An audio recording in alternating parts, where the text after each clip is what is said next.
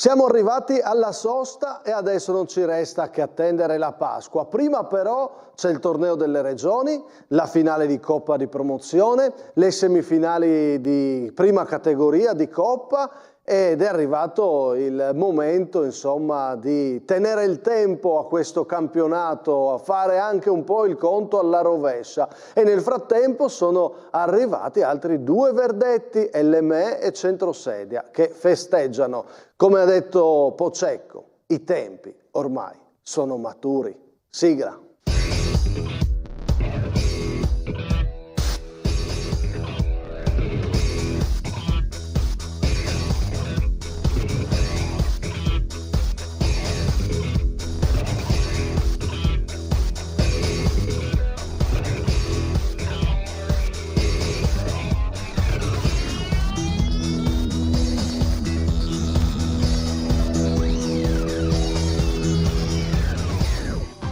Stai quasi per decollare, quando volerai faranno a gara se fare un giro gli farai. Scendi nella strada, balla e butta fuori quello che hai. Fai partire il ritmo, quello giusto, dati una mossa e poi tieni il tempo, con le gambe e con le mani. Tieni il tempo, non fermarti fino a domani. Tieni il tempo. Lasciami un po' di tempo per respirare. Assolutamente. Poi oggi ti dico, voglio e vogliamo vincere il campionato.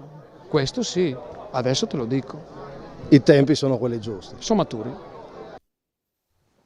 E allora diciamolo, no? È arrivato il momento di dirlo chiaramente, bisogna vincere i campionati e alcuni l'hanno già vinti. Ben ritrovati a Terzo Tempo. Saluto i miei ospiti, Nicola Paolini. Ciao Massimo, Nicola. buonasera a tutti. Simone Fornasiere. Buonasera. Come tenevi il tempo tu? Bene? Insomma, Abbastanza, sì. Beh, lo teneva bene il San Luigi sabato, hai visto, no? Ho visto un bel video lì. Amedeo Russo. Ciao Massimo, mister. buonasera. I nostri ospiti di stasera. Fabio Bondetti che ci racconterà una bella storia, parleremo di festa, a tempo debito della festa. No? Buonasera a tutti. Ciao Presidente dell'191 e chi ha festeggiato, l'abbiamo già visto nel video, Antonino Monorchio, ciao Mister. Buonasera. Mister del Centrosedia, alcune di quelle squadre che hanno vinto, titoliamo così, come seguendo Pocecco, è il tempo di dirci tutto quasi, ci sono dei momenti, no? E Pocecco l'ha proprio detto, è il momento di dirlo, i tempi sono maturi. Allora, la domanda di inizio, puntata, è così. Adesso, per voi, cosa sorridi Nicola? Cosa direste? Cioè, per voi che tempo è? Cosa direste stasera? È il momento di dire cosa per voi? Parto da te. Da me? Guardate me. E parto da te. Parti da me. Allora, la risposta è abbastanza... esce un po' da ciò che è dal tema del campionato, eccetera. A una domanda del genere ti rispondo seriamente, proprio nel mondo del calcio, secondo me deve cambiare un po' il rapporto con l'AIA. Il rapporto con l'AIA e il calcio, forse un po' anche poi di riflesso ciò che è la giustizia sportiva, è qualcosa che va migliorato e va cambiato perché ci sono troppe problematiche. Ah sì? Cosa ti ha spinto a dirlo adesso questo? Mi ha spinto perché io vivo quasi quotidianamente anche un po' quello che è la parte che voi non vedete, no? Che si commentano le partite, la parte quindi di eventuali ricorsi, io leggo un sacco di referti, ma vedo anche proprio il comportamento dell'AIA, ma parlo anche nelle cariche apicali, quindi le categorie da Serie A in giù. E secondo me siamo arrivati in un momento storico in cui l'AIA non può sempre dire mi tutelo, mi garantisco insomma, la mia autonomia, bisogna un po' cercare di trovare una chiave diversa anche per avere dei rapporti diversi perché il calcio di adesso non è più quello di 30 anni fa e la comunicazione non è più quella di 30 anni fa e sicuramente non sono io il portatore della verità. È un argomento veramente delicato, però è anche giusto farlo emergere perché per un calcio un domani è un argomento che la FIGC secondo me deve affrontare. Bello. Fornasiere, tu invece che serata è in questo momento? Che cosa vorresti dire? Allora, vorrei dire che è il martedì che precede la sosta, no? Quindi ci saranno 2 domeniche di stop, 2 weekend di stop, poi si ripartirà per un rush finale di 3 partite. Vorrei un po' tirare le orecchie io invece, è il momento di dirlo. Leggo di lettere anonime, di combine, di robe. Sono cose che che con i dilettanti hanno poco a che fare. Lettere anonime. Chi ha qualche dubbio, io non lo so cosa è successo e non mi interessa, chi ha qualche dubbio, e qui abbiamo un avvocato, si presenta in procura della Repubblica, bussa e denuncia. Ne parleremo. Ecco, non ne volevo parleremo. e poi volevo dire un'altra roba. Qui abbiamo un compresidente di promozione, ma non ce l'ho con lui. Basta con questa promozione. Le 7 retrocessioni le hanno decise le società. Basta adesso che chi sta retrocedendo, il campionato fa schifo, è un torneo. L'hanno voluto le società. Bravo, bello. Dice vero Bondetti, c'è poco da aggiungere. Amedeo Russo. Bah, Massimo, diciamo che nell'ultimo periodo in cui ho allenato quest'anno ho sentito delle cose non molto piacevoli, come che non allenavo, che addirittura che non ero un allenatore pronto per l'eccellenza, dopo che l'eccellenza l'ho fatta per 20 anni anche a livelli diciamo buoni, ok? Qualcosina l'ho vinta. E in questo periodo di inattività mi sono quasi chiesto se avessero ragione, no? E poi quando invece incontravo persone, miei ex giocatori o dirigenti, allenatori, avversari, tra messaggi, visite, mi sono sentito invece apprezzato. E soprattutto in questo periodo, ne parlavo proprio con la mia compagna che mi ha sopportato in questo periodo, e mi sono voluto dire, la cosa che mi hai chiesto è che proprio quest'anno, adesso ho una grande voglia di ricominciare, di dimostrare soprattutto a me stesso di essere bravo e di ricominciare a vincere. Bello, anche perché insomma stasera parleremo della promozione della tua ex squadra. Quindi un appello alle società, prendetemi. Io sono qua. È un appello, parleremo di questo, che hai fatto parte anche tu, quindi ci potrai aiutare a capire qual è stata la grande forza di questa squadra che ha vinto. Mister Monorchio, fresco di una promozione, di festeggiamenti, ti vedo molto riposato, sì. Bene, no? Insomma, tu cosa vorresti dire? Sono abbastanza KO, Sì? in realtà sì. Beh, dai, abbiamo giustamente festeggiato. Nascondi ecco, bene, sì, però. no, sì, nascondo bene, maschero bene. E io voglio lanciare un messaggio. Si può vincere schierando i giovani anche campionati, intendo proprio. Sì. Anche senza l'imposizione di una regola. Bello. Tu che hai allenato i giovani. Perché io in campo, e non parlo solo in rosa, ho in rosa 2 2006, 2 2005, un 2004, un 2007 e in campo quasi sempre almeno 2 di questi. Ma perché meritano di giocare, non perché come merita quello di 36 anni che gioca al suo fianco. Bello anche questo messaggio. Chiamo con il presidente Fabio Bondetti. Allora, io non ho pensato a niente, a Bravo, quello che mi hai scritto tu, Bene. quindi chiedo a te.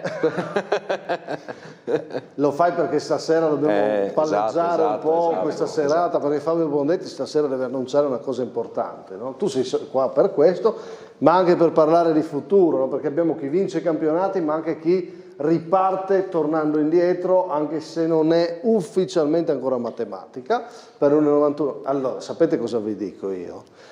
Mi sono successe tante cose, ma veramente tante, anche proprio questi giorni qua, difficili, cioè io vorrei parlare ma non vogliono parlarmi, è complicata, no? la storia, anche quando si parla di dilettanti. Allora, ci sono momenti in cui vorresti dire tante cose che il modo migliore per dirle tutte è stare zitto.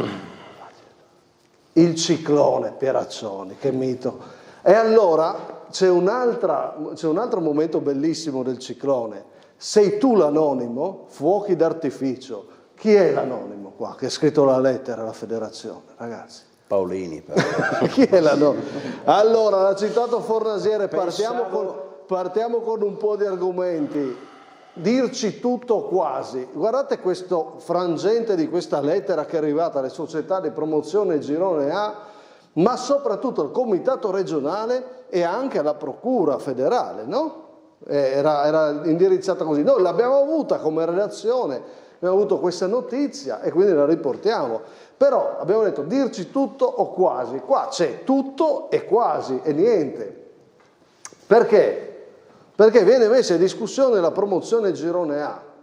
Questa è l'estratto, la parte più importante. No? Si vocifera da tempo che i risultati di alcune delle ultime gare del campionato di promozione girone A sono già scritti, si parla con insistenza anche di partite con intrecci legati alle ultime gare già disputate di Coppa, si invita la federazione a vigilare. Perché la riporto? Voi potreste dirmi, ma ragazzi, perché diamo importanza a una lettera anonima? Ma quando gira tra gli addetti ai lavori, e gli addetti ai lavori l'hanno discussa, io la metto a conoscenza del mondo che ne è a conoscenza dei dilettanti. Ma davvero mi unisco all'appello di Fornasiere. Ma che cosa significa? Che cosa significa questa cosa qua? Cioè, francamente, Simone, io sono d'accordo con te. Che significato ha? Messa così niente. Messa così niente. Non vuol dire niente, cioè, no? Penso che chiunque nell'ambiente capisca il messaggio, ma così non serve a niente. Sì, è buttata lì. Cioè, perché si capisce che riguarda la lotta per non retrocedere. Cioè, certo. Ma no, ma si sa anche qual è la partita, sì. Lo dico io, posso? È Buiese Cussignaco, ma chi ha le prove? Le porti. Esatto. Altrimenti taccia, o no? Tu dici che la partita è riferita a quella? Ma almeno quelle sono le voci, no? Che sì, ma anche perché parla anche di Coppa. Di Coppa. Ah sì, c'è il passaggio alla Coppa, è vero. Per quello dico, è tanto semplice arrivarci, no? Basta seguire ai campionati, non serve nemmeno essere nello stesso campionato, basta guardare le trasmissioni e si capisce a cosa si... Vero. Che poi io so che a Buia c'era anche il commissario di campo, c'era Baldas, ex arbitro internazionale domenica, tra le due panchine, ti dico anche di più. Quindi vuol dire che chi doveva vigilare ha già vigilato prima della lettera anonima. Ma no, ma a parte che a me non me ne frega, voglio dire, il punto è un altro. Secondo me dobbiamo... Allora, io adesso lancio il mio messaggio e chi vuole intervenire può intervenire, se è d'accordo o non è d'accordo. Io dico una cosa, già d'accordo con quello che ha detto Fornasiere, se ci sono le prove uno le porta e va avanti, ma altrimenti... I campionati, uno deve arrivare al punto di essere pronto a delle situazioni sfavorevoli, non a delle combine. Le combine non fanno parte dello sport, ma quando sei alla fine può essere che uno giochi con una formazione non all'altezza. Perché? Perché sono affari suoi. Concordo. Perché sono affari suoi. Concordo. O perché ha altre motivazioni, o perché vuole fare giocare il 2007 che durante l'anno non ha mai giocato. Centrosede adesso che ha già vinto, penso che le ultime 3 farà giocare qualche minuto in più. Faccia cosa vuole. Ragazzo faccia quello che vuole, ma il povero ragazzo che si è allenato tutto l'inverno al freddo e nella nebbia e non ha mai giocato, no? Ma anche per valorizzare insomma un po' il settore giovanile. Fabio, tu che sei un presidente che è coinvolto nell'altro girone, però voglio dire, se sai che hai fatto male, ti aspetterai che le ultime può succedere che certi risultati non combacino più. Ma sicuramente. Io penso che queste lettere anonime si vedono, non dico ogni anno, ogni stagione, ma quasi, no? Ultimamente sempre di più, quindi era giusto se ci metteva una firma sotto. La firma. Se fosse firmata da una società e se avesse dei dettagli, sì, io la rispetterei, no? Esatto. Invece così non la capisco. Non la capisco. No, neanche io. Ci vogliono prove per accusa. Le accuse sono fatte. Poi, non so, a me. È arrivata alle società, È arrivata alle tutte società. le società di promozione girone A. Promozione girone A, è arrivata alla federazione.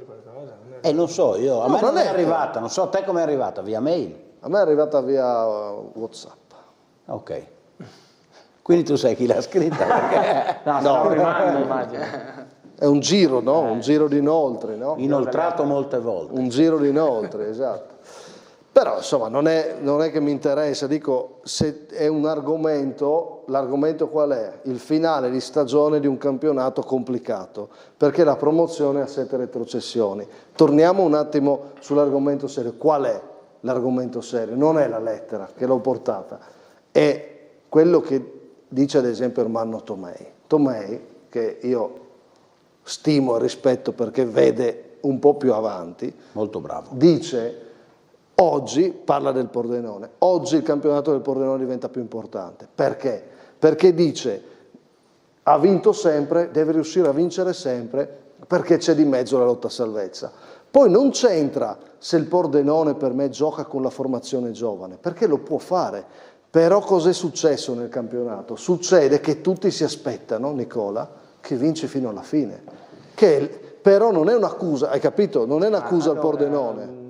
Capiamoci. Tutti gli anni che ho giocato anch'io mi è capitato, per fortuna tra l'altro molte volte anche a me, di essere nelle ultime partite con un risultato già acquisito, ma è normale che poi faccia giocare qualche giovane in più, che poi a volte è anche più producente per la società, perché i ragazzi che hanno giocato meno probabilmente danno anche di più di quelli che arrivano senza benzina alla fine del campionato. Ma da lì a dire con me, ragazzi, secondo me stiamo dando anche troppo risalto a questa lettera che... No, non è la lettera, adesso tornavo all'argomento del campionato, adesso le società... Poi non è detto, ma perché poi il Pordenone adesso deve...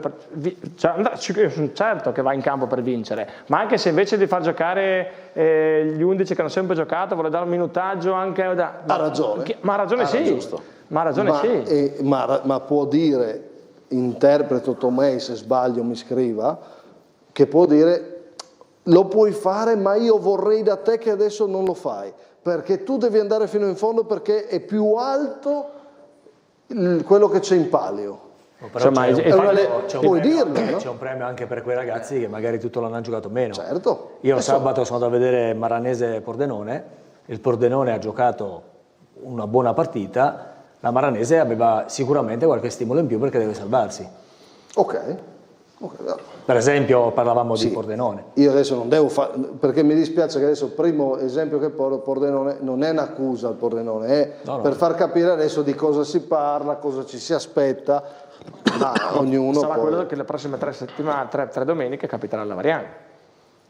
Anche il campionato, non è che la Variano adesso deve far giocare per forza, se deve provare qualcosa. 2 perché riposa, forse è andata bene. Deve riposare ancora. Gli intrecci, deve riposare. Sì, deve riposare. Gli intrecci in promo A sono più particolari della promo B, è più intrecciata, Sì. No, dai, la promo B non è dico più che sono... intrecciata. Come la promo è più intrecciata. Sì? Sì, sto dicendo come te. Okay. Dico la promo B, le ultime 7 sono fra la, si dice settultima e ottultima.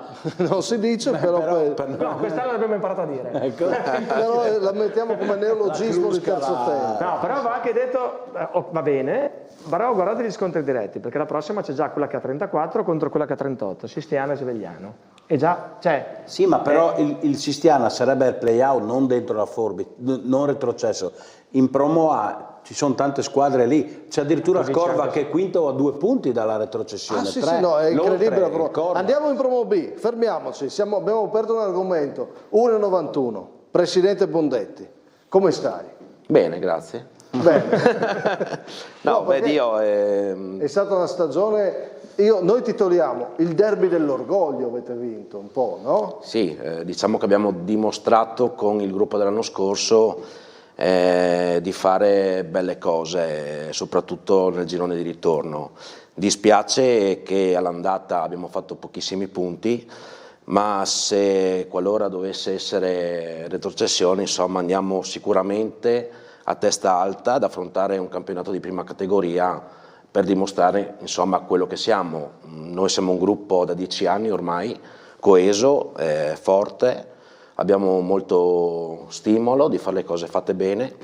Abbiamo trovato quest'anno un allenatore bravo che ha messo anche mentalità ai giocatori e si è visto nella seconda metà dell'anno, e siamo convinti, insomma, di procedere con tutto il gruppo squadra il prossimo anno, insomma, per fare qualsiasi campionato che sia di promozione o prima categoria. Favero resta saldo in panchina, insomma. Favero resta saldo in panchina, sì. Bene. Tu eri saldo al chiosco al derby, ti ho visto. Sì.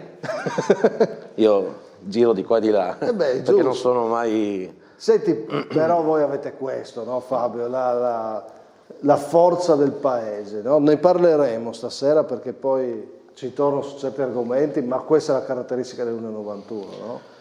Sì, è nata per questa 10 anni fa ed è rimasta tale fino ad ora. Abbiamo l'85% ragazzi del comune, di Pavia di Udine o dei comuni limitrofi. Abbiamo giustamente quest'anno messo vicino i fuori quota, che sono obbligatori, dei bravi fuori quota. E la mentalità nostra è quella di, appunto, di essere una piazza che comunque fa anche lavorare l'allenatore, perché è molto importante, dargli del tempo e che lavori insomma e far crescere anche i ragazzi o anche i ragazzi giovani. Simone, dimmi. Posso provocare l'amico Fabio Bondetti? Cioè, devi, perché stasera Ma che senso ha, Fabio? 3 società in un comune, una sta retrocedendo, una è retrocessa, una è retrocessa l'anno scorso, la Risanese, l'altra è l'Ancona Lumignacco, no? Ti lancio questa provocazione. Lumignacco fa la fusione qualche anno fa con l'Ancona che è di Udine. Ma ha senso tenere 3 squadre in un paese, ognuna con la sua assolutamente rispettabilissima identità e ritrovarsi forse, mi auguro di no, per la Risanese che può risalire tutte e 3 in prima categoria? Hai ragione, è un tema. È un tema importante, noi siamo nel comune 3 squadre che alla fine ci distanza a 2-3 chilometri, però io penso che c'è un orgoglio anche di campanilismo che purtroppo è molto importante anche a livello sentito di ogni paese, per questo non si è fatto mai una fusione con le prime squadre. E questo è bello però, anche questo. No, infatti l'ho detto. Io resto dell'idea che è particolare Lumignacco che va all'Ancona, no? Infatti. Più che altro è particolare. Sentiamo Maranzana, dirigente di riferimento dell'Ancona Lumignacco, soprattutto che porta avanti la parte Lumignacco, no? Perché in questa retrocessione c'è, secondo me, la storia soprattutto del Lumignacco, perché l'Ancona come prima squadra, l'Ancona è forte nel mondo giovanile, no? Ma Lumignacco ha sfiorato anche la Serie D. Sentiamo che analisi hanno fatto a Gabriele Foschiatti proprio dopo il derby. Siamo qui sul campo di Pavia di Udine con Luca Maranzana, uno dei dirigenti del collettivo che gestisce l'Ancona Lumignacco. Siamo qui per parlare di presente e soprattutto di futuro. Iniziamo subito con un commento su questa stagione che vi ha reso forse poca giustizia. Sì, certamente, probabilmente non è la classifica che meritiamo, ma ovviamente questa annata è andata così, è stata tutta una serie di complicazioni durante l'anno, ma comunque bisogna che ripartiamo con entusiasmo e con forza. Io ritengo che sia indispensabile ripartire sempre dai giovani e quindi anche per il futuro dobbiamo puntare sugli stessi. Ambizioni della società quali saranno?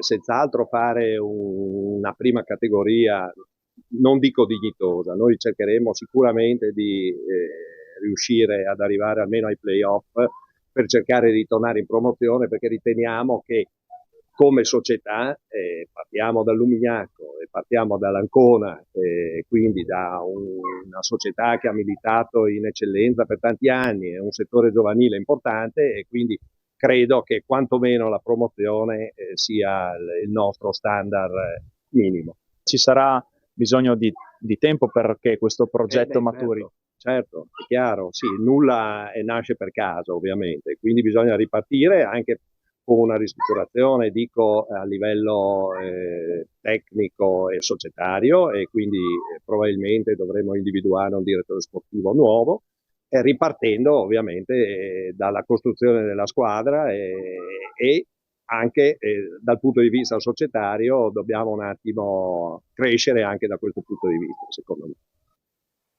Ho 2 domande, una per Russo e una per Monorchio. Russo, dell'Ancona Lumignacco aveva qualcosa di più di questa retrocessione diventata a un certo punto troppo scontata? Sì, perché secondo me aveva dei giocatori importanti, tipo Roic, Marcuzzo, all'inizio Ietri, Tomada e giovani bravi. Secondo me si sono ritrovati in un vortice di sconfitte e hanno fatto fatica a tirare sulla testa. E forse loro hanno pagato, a differenza dell'Union, quella mancanza di identità, capitemi. Certo. No, sai che non ti salvi più, non vedi dove puoi andare. Voi avete avuto un'altra cosa, quell'orgoglio di essere l'Union 91 a prescindere, no? Esatto. Beh, c'è stata questa cosa in più che ci ha fatto comunque andare avanti e si è visto anche durante gli allenamenti che erano quasi tutti, quindi anche lì ha un significato importante. No, anche perché dopo un'annata così tu puoi mollare, no? Anche l'Ancona non è che ha mollato, attenzione, perché ha avuto dei passaggi buoni, ha continuato a far vedere dei giovani buoni, possono ripartire dei giovani, adesso arriva un Monorchio, però Nicola mi ha sorpreso la forza dell'Union, è quella che abbiamo dato per spacciata prima di tutti e per tutta l'andata, no? Ma è vero, perché ha sorpreso anche me, ma anche perché poi al di là del temperamento e anche dello spirito che hanno avuto, secondo me ha messo anche qualità che non si pensava avesse. Sicuramente è stata una bella sorpresa. Sono campionati l'Union che effettivamente purtroppo la classifica non è sicuramente positiva per la salvezza, ma secondo me è un campionato pieno di soddisfazione come il precedente, perché io poi sono uno che ha seguito, anche perché sono molto amico di Alberto Favero, quindi sono andato parecchie volte a vederli e ti dico, si respira anche una bella atmosfera, un bel clima. Massimo, io ti dico, io volevo fare i complimenti al Presidente, ad Alberto Favero per quello che hanno fatto quest'anno e ai ragazzi, perché anche quando abbiamo giocato all'andata contro di loro ho visto a fine partita, dopo una sconfitta, dove non avevate giocato benissimo, ho visto un gruppo unitissimo al chiosco. Sì, no, è un gruppo che c'è e che poi in campo nel ritorno ha migliorato nettamente e aggiungo, la classifica è negativa. In questo campionato che stravolge tutti gli equilibri, in un altro campionato, questa è una classifica che ti puoi salvare. Sì.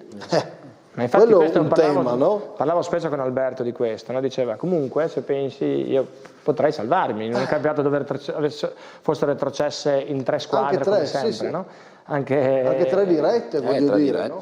Che la giocava. No, che invece io ti voglio chiedere, da allenatore che è passato dal settore giovanile, Ancona, no? Che è un nome importante nel caso giovanile, Lumignacco, che effetto fa vedere, secondo te gli serve ancora tempo per riuscire a creare un progetto che abbia forza anche in prima squadra? Dammi una tua opinione, come vedi questa fusione? Perché gli abbiamo chiesto, no? A che punto, che risultati può dare, no? Adesso ha portato addirittura una retrocessione, ma non va bocciata per forza. Tua idea? Allora, io ho allenato l'Ancona nel settore giovanile un anno, non si chiamava ancora Ancona. Non era ancora fusione, no? E come hai detto tu prima, non si puntava tanto sulla prima squadra, o meglio, si puntava più sul settore giovanile, ecco. Era chiara la cosa, l'identità della società. Si perde sicuramente quello che ha l'Union, quello che ha il Sedegliano, perché il Sedegliano nell'altro girone io lo associo molto all'Union. Vero? Una neopromossa che mantiene quasi tutto lo stesso gruppo. E questo ti fa capire che se dovessero retrocedere in un campionato dove si sapeva dove si andava, quindi sai che vai là e per salvarti devi fare tanti punti, e sai anche che se mantieni tutta quell'ossatura lì forse in prima categoria ti restano tanti di loro. Invece se, come tante altre squadre, fai ripescaggio, chiedi ripescaggio, poi ti lamenti magari perché hai dovuto fare la squadra d'agosto e ti ritrovi in quella situazione, ma se chiedi ripescaggio lo sai, penso che ti trovi in quella situazione. Mi hai detto che si può giocare coi giovani, ma sinceramente Ancona, Lumignacco, coi giovani, anche in prima, si fa fatica? Si fa tanta fatica. Ok. Tanta fatica. 1 perché tra il settore giovanile e la prima squadra c'è un mondo. 2 perché mentalmente i ragazzini che escono dai settori giovanili importanti, quindi quelli più importanti che abbiamo in regione, compreso l'Udinese, non sono pronti per fare la prima squadra, mentalmente, perché pensano di essere pronti, perché glielo mettono in testa, in realtà è un altro mondo. Questa è una testimonianza di uno che ci lavora. Quindi devono trovare poi all'interno della struttura dove vanno, societaria e tecnica, qualcuno che li aiuti e li accompagni nella crescita, perché se no si fanno male. Ha parlato di giovani, anche di provare a ripartire cercando giovani, Giampaolo Sut, vicepresidente del Chions. Il Chions è aggrappato ancora alla salvezza in Serie D, ma sta ovviamente pensando al futuro. È stato il nostro ospite, il vicepresidente del Chions, stasera da Tutto Campo alle 19:30, il nostro servizio. Vediamo. non si capiva chi era la seconda in classifica e chi era la terzultima in classifica. Cioè, noi abbiamo disputato veramente una grande partita domenica, ma non solo domenica, ma è un periodo, diciamo, che la squadra ha ritrovato la sua identità. Il pareggio col Treviso è un'altra buona prova. Il Chions del vicepresidente Giampaolo Sut vuole restare aggrappato il più possibile a questa Serie D. Finché la matematica non dice che noi siamo retrocessi, noi ci crediamo fino in fondo. E dopo mesi di lavoro, ecco il giudizio su Marmorini e sulle scelte fatte in questa stagione. Diciamo che devo essere anche onesto su queste cose qua e l'ho già anche espresso anche al Presidente. Purtroppo abbiamo fatto una scelta in questo senso troppo tardiva. Poi è entrato subito quel periodo dove c'erano tutti gli infrasettimanali, quindi lui si è trovato di fronte a una squadra in difficoltà e lui ha messo dentro tanta umanità, ha creato veramente un clima buono, ottimo nei rapporti anche interpersonali fra i giocatori, abbiamo trovato appunto una filosofia di gioco, quindi noi siamo contenti di lui. Purtroppo lui mi ha già comunque espresso la sua opinione, purtroppo lui mi ha detto guarda, indipendentemente dalla situazione del prossimo anno, purtroppo io sono lontano da casa e quindi ha una bambina piccola, la moglie lontana, quindi lui per noi ha fatto un grande sforzo, insomma. Qualsiasi sia il futuro, Marmorini non ci sarà. E toto nomi per la panchina, il primo uscito è quello di Daniele Visintin. Però il nome l'ho letto sui giornali, non abbiamo fatto nessuna valutazione su nessun allenatore, quindi adesso dobbiamo chiudere un po', diciamo, la stagione, dobbiamo chiudere la stagione in maniera più positiva possibile. Chiaramente c'è bisogno di un allenatore, c'è bisogno di un direttore sportivo. Il Chions in Serie D vuole restarci, ma comunque vada non ha paura di riorganizzare il suo futuro per essere sempre protagonista. Tu sai per tradizione che il Chions farà comunque una buona squadra, questo è pacifico. Notti insonni ne ho passate tante quest'anno purtroppo, ma adesso la vivo serenamente perché sono consapevole insomma, che comunque noi siamo una grande società, siamo una società strutturata, che non ci fa paura la retrocessione e che non ci fa paura neanche rimanere in categoria. Quindi io sono convinto che se non è il prossimo anno, sarà il prossimo anno ancora, però comunque il Chions nel futuro lo troveremo di nuovo in D. Bello, no? Questo mi è piaciuto, sì. Un bel messaggio. Però vi chiedo... Mi fa piacere anche che sia una società che... Però vi chiedo se... Allora, due cose. Lo giro agli opinionisti questa domanda. Cosa ha sbagliato più di tutto secondo voi il Chions? Al netto che gliel'ho detto stasera su tifiamo per il miracolo, però siamo realisti, è molto difficile.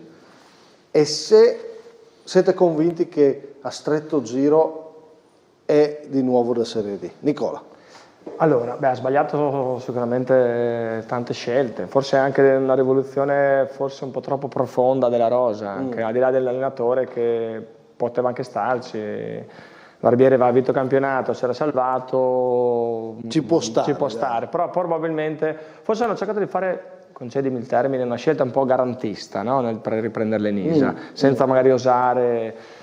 La squadra probabilmente è stata rivoluzionata tanto. Per la seconda domanda, secondo me sì, la rivedremo in Serie D, però il vicepresidente fa un passaggio dove dice 1 o 2 anni, no? Quindi non penso neanche immediatamente, ma sicuramente magari nei 2, in un periodo un po' non brevissimo, ma medio-breve, sì. Amedeo come ha già fatto, no? Perché aveva già fatto così la prima volta. Beh, guarda, cosa ha sbagliato non lo so, lo sanno loro e non sono qua a dirlo. Fare da allenatore lui, perché è un candidato. No.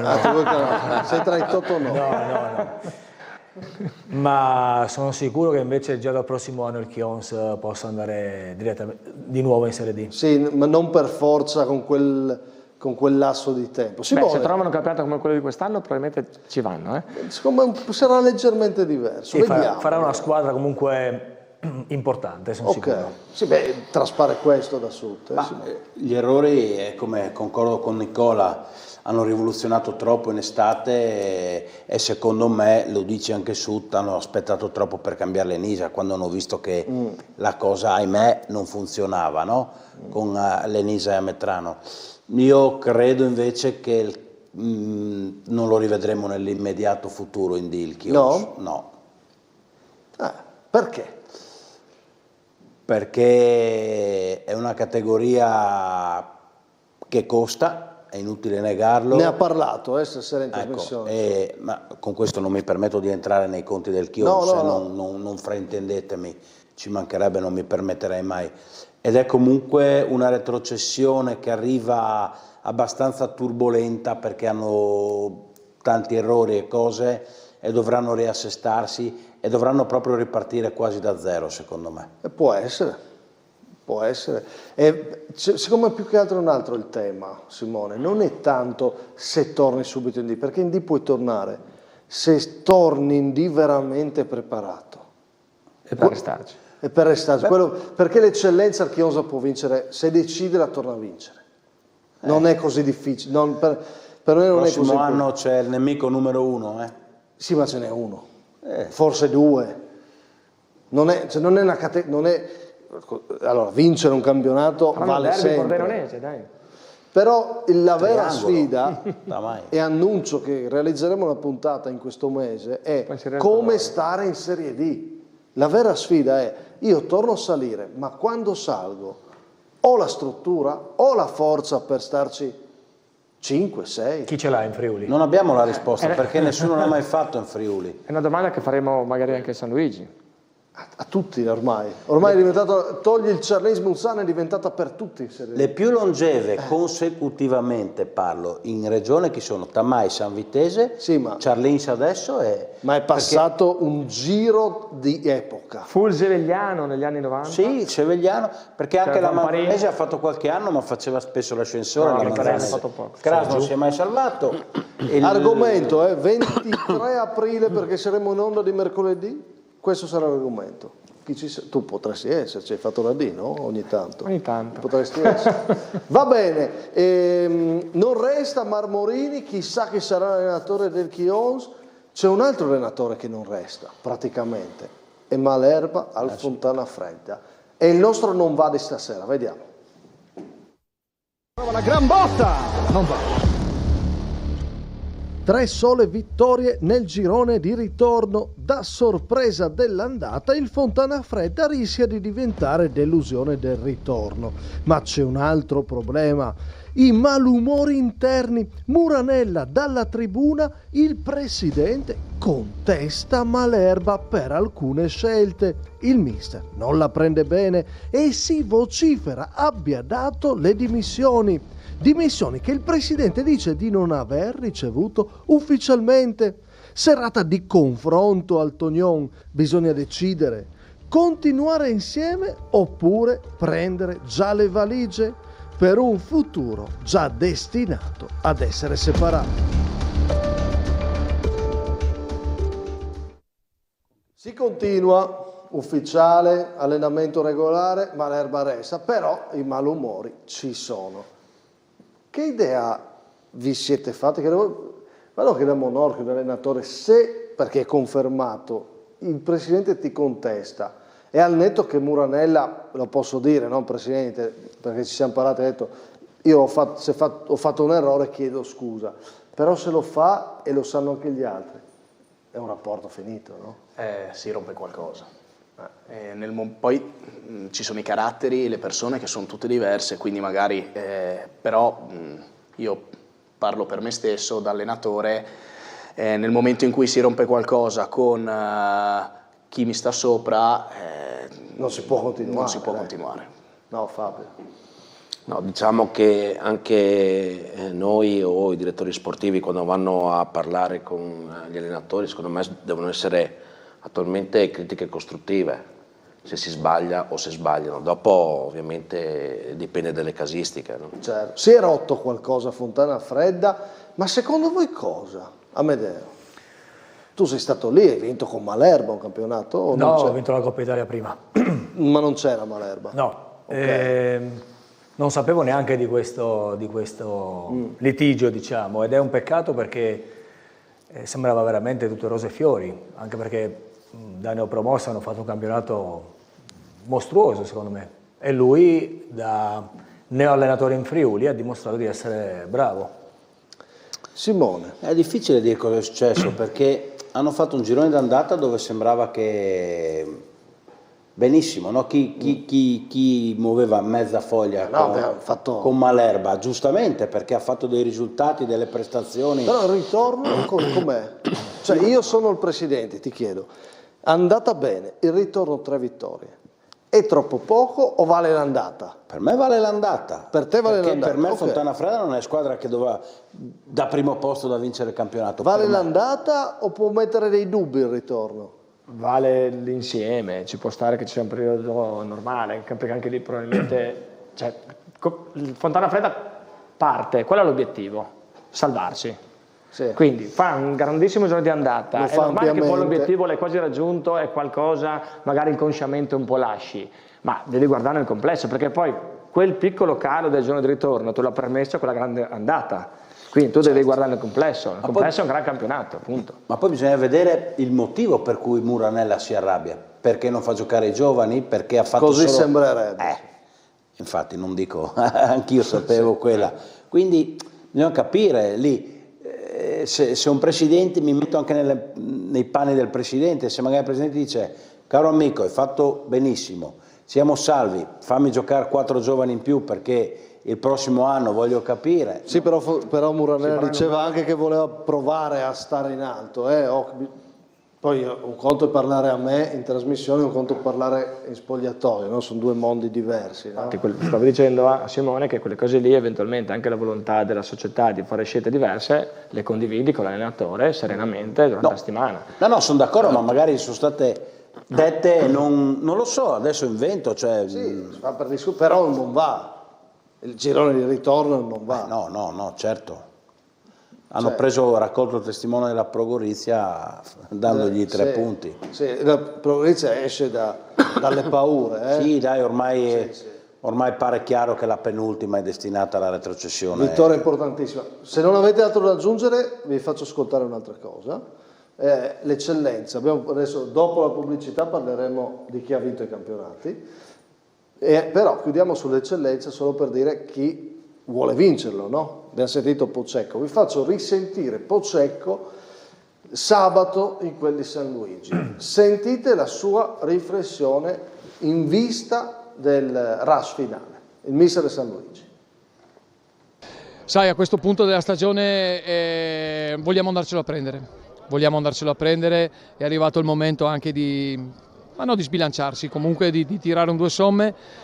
Vogliamo andarcelo a prendere, questo sì. Ho visto che l'altra volta qualcuno in studio diceva che Pocecco ha dato un messaggio. Pocecco non ha dato nessun messaggio, Pocecco semplicemente vive questo campionato dall'inizio ad oggi, sa che questo campionato ha sempre un'insidia dietro, perché come sapete ben tutti, e lo sai anche tu, che questo campionato è un campionato molto equilibrato.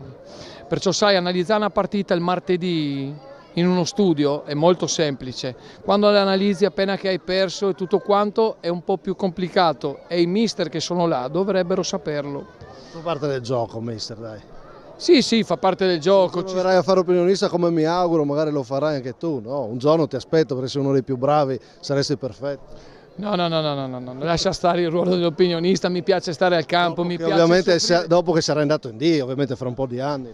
La chiami, però sei proprio perché troia. No, hai ragione. Ci sta che tu faccia l'appunto anche su quello che abbiamo detto noi, ti capisco, però insomma lo hai detto tu oggi, ho sentito anche quel coro, il San Luigi vuole vincere, insomma si arriva alla sosta e lo si dice ed è giusto anche per quello che state facendo. Ma io penso ci sono i tempi, perché poi passi da quello che ecco l'hai visto, l'ha detto, tutto quanto, ci sono i tempi. Lo sai che quando si fa l'allenatore intanto siamo scaramantici, e questo tutti, ecco, non tolgo via nessuno. E poi anche un discorso di tempi, di tempistiche. Io arrivo da Codroipo, perdo 1-0, mi prendi lì, mi fai l'intervista, cosa vuoi che ti dica? Che vado a vincere sicuro il campionato? Lasciami un po' di tempo per respirare. Assolutamente. Poi oggi ti dico, voglio e vogliamo vincere il campionato. Questo sì, adesso te lo dico. I tempi sono quelli giusti. Sono maturi. Pocecco mi odierà perché ho fatto sentire questo voglio vincere il campionato ormai a random, no? Però se fosse qua ti sarei chiamata di nuovo. Allora, Però questa dichiarazione io non la faccio sentire perché lui puntualizza sulla trasmissione, a parte che secondo me puntualizza in maniera intelligente e ci sta, come ci sta che il mister Tomei fa la sua analisi e la punzecchiatura, ci sta la risposta di mister Poccecco, che poi insomma, anche con la giusta leggerezza che ci vuole nei dilettanti, no? Che apprezzo tantissimo, grazie mister. Ma ditemi che cosa pensate del ragionamento che sta dietro alla dichiarazione di Poccecco, i tempi del San Luigi, i tempi di questo campionato. Vai. Dice la miglior cosa, gli allenatori sono tutti scaramantici. Lui ci crede da 3 mesi che può andare in D, ma non lo dice perché è scaramantico, come non lo dice De Agostini, non lo dice Russo, non lo dice Monorchio. È chiaro che lui ci crede non da sabato sera quando hanno vinto col Chiarbo la Ponziana. No, lui ci crede da quando è stato con te sabato sera. Sì, sabato sera, una serata un po' lunga con Poccecco, era meglio se stavo a casa. Però sì. Tu dici è già da un po'. Io invece sono convinto che questo campionato abbia avuto tempi diversi da tutti gli altri e capisco Tomei che ha mantenuto una tesi coerente e in anticipo rispetto a tutti, perché l'ha detto dopo una giornata quasi, che era così, ma capisco che anche Poccecco. Sentiamo gli ospiti, Monorchio, da allenatore o presidente? Sono tutti scaramantici. È quello il tema. Chi più chi meno, ovviamente, perché poi ci sono certi che sono scaramantici su tutto, io sono scaramantico. E non lo diresti? No, non lo... E capisci che dopo Codroipo devo respirare. Mi sono sbilanciato domenica scorsa dopo aver vinto col Sant'Andrea, 4 partite alla fine, 12 punti, era già vinto, era già vinto. Però non ti va, dici tu. E lì mi sono sbilanciato perché comunque mancano 4 partite, l'ultima ce l'avevamo in casa contro l'ultima in classifica che è già retrocessa da un po', lì ti sbilanci un attimo, ma forse anche per il messaggio che vuoi mandare alla squadra ogni tanto, no? Quindi ci sono più aspetti, l'aspetto scaramanzia, l'aspetto di tenere la squadra con la tensione giusta, perché a volte diciamo delle cose in spogliatoio, a volte diciamo delle cose sui giornali. Giusto. Perché al giorno d'oggi devi saper fare anche questo.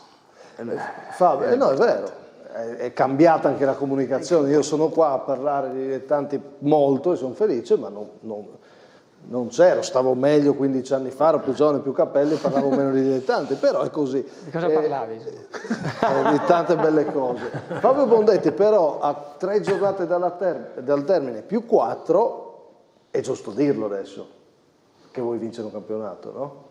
Cosa pensi da presidente? Ma allora, io ho vinto 2 campionati, gli ultimi 2, dalla seconda alla prima, dalla prima in promozione, e anche l'anno scorso con la Manzanese siamo stati sempre lì, no? primi, secondi, dopo ero scaramantico, sì, però la voglia di vincere il campionato, insomma, c'è stata e non l'ho mai detta, dopo l'abbiamo vinto tramite i playoff contro il Cossignacco, ed è stata una cosa, insomma, bellissima.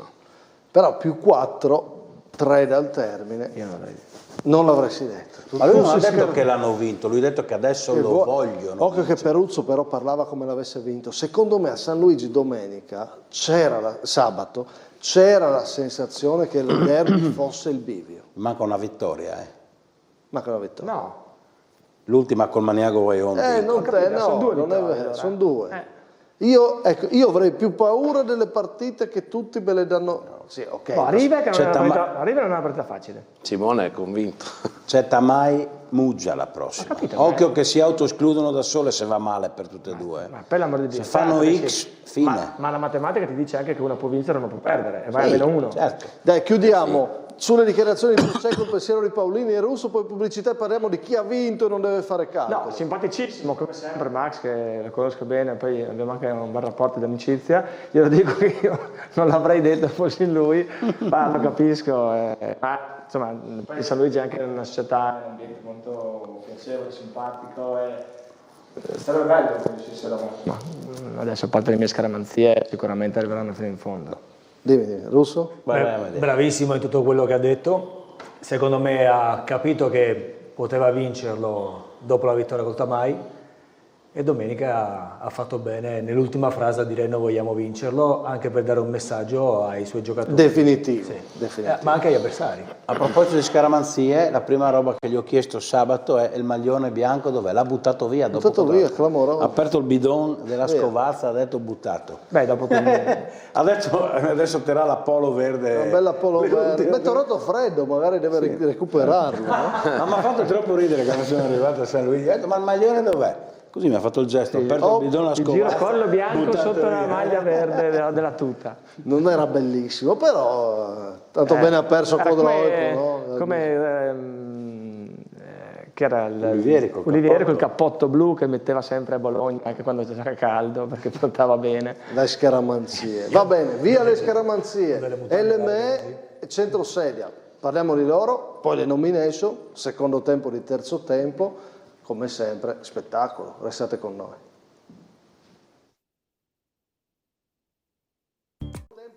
Di terzo tempo, le nomination, miglior squadra, giocatore, allenatore, gol e parata, ci arriviamo. Poi Fabio Bondetti, sei pronto?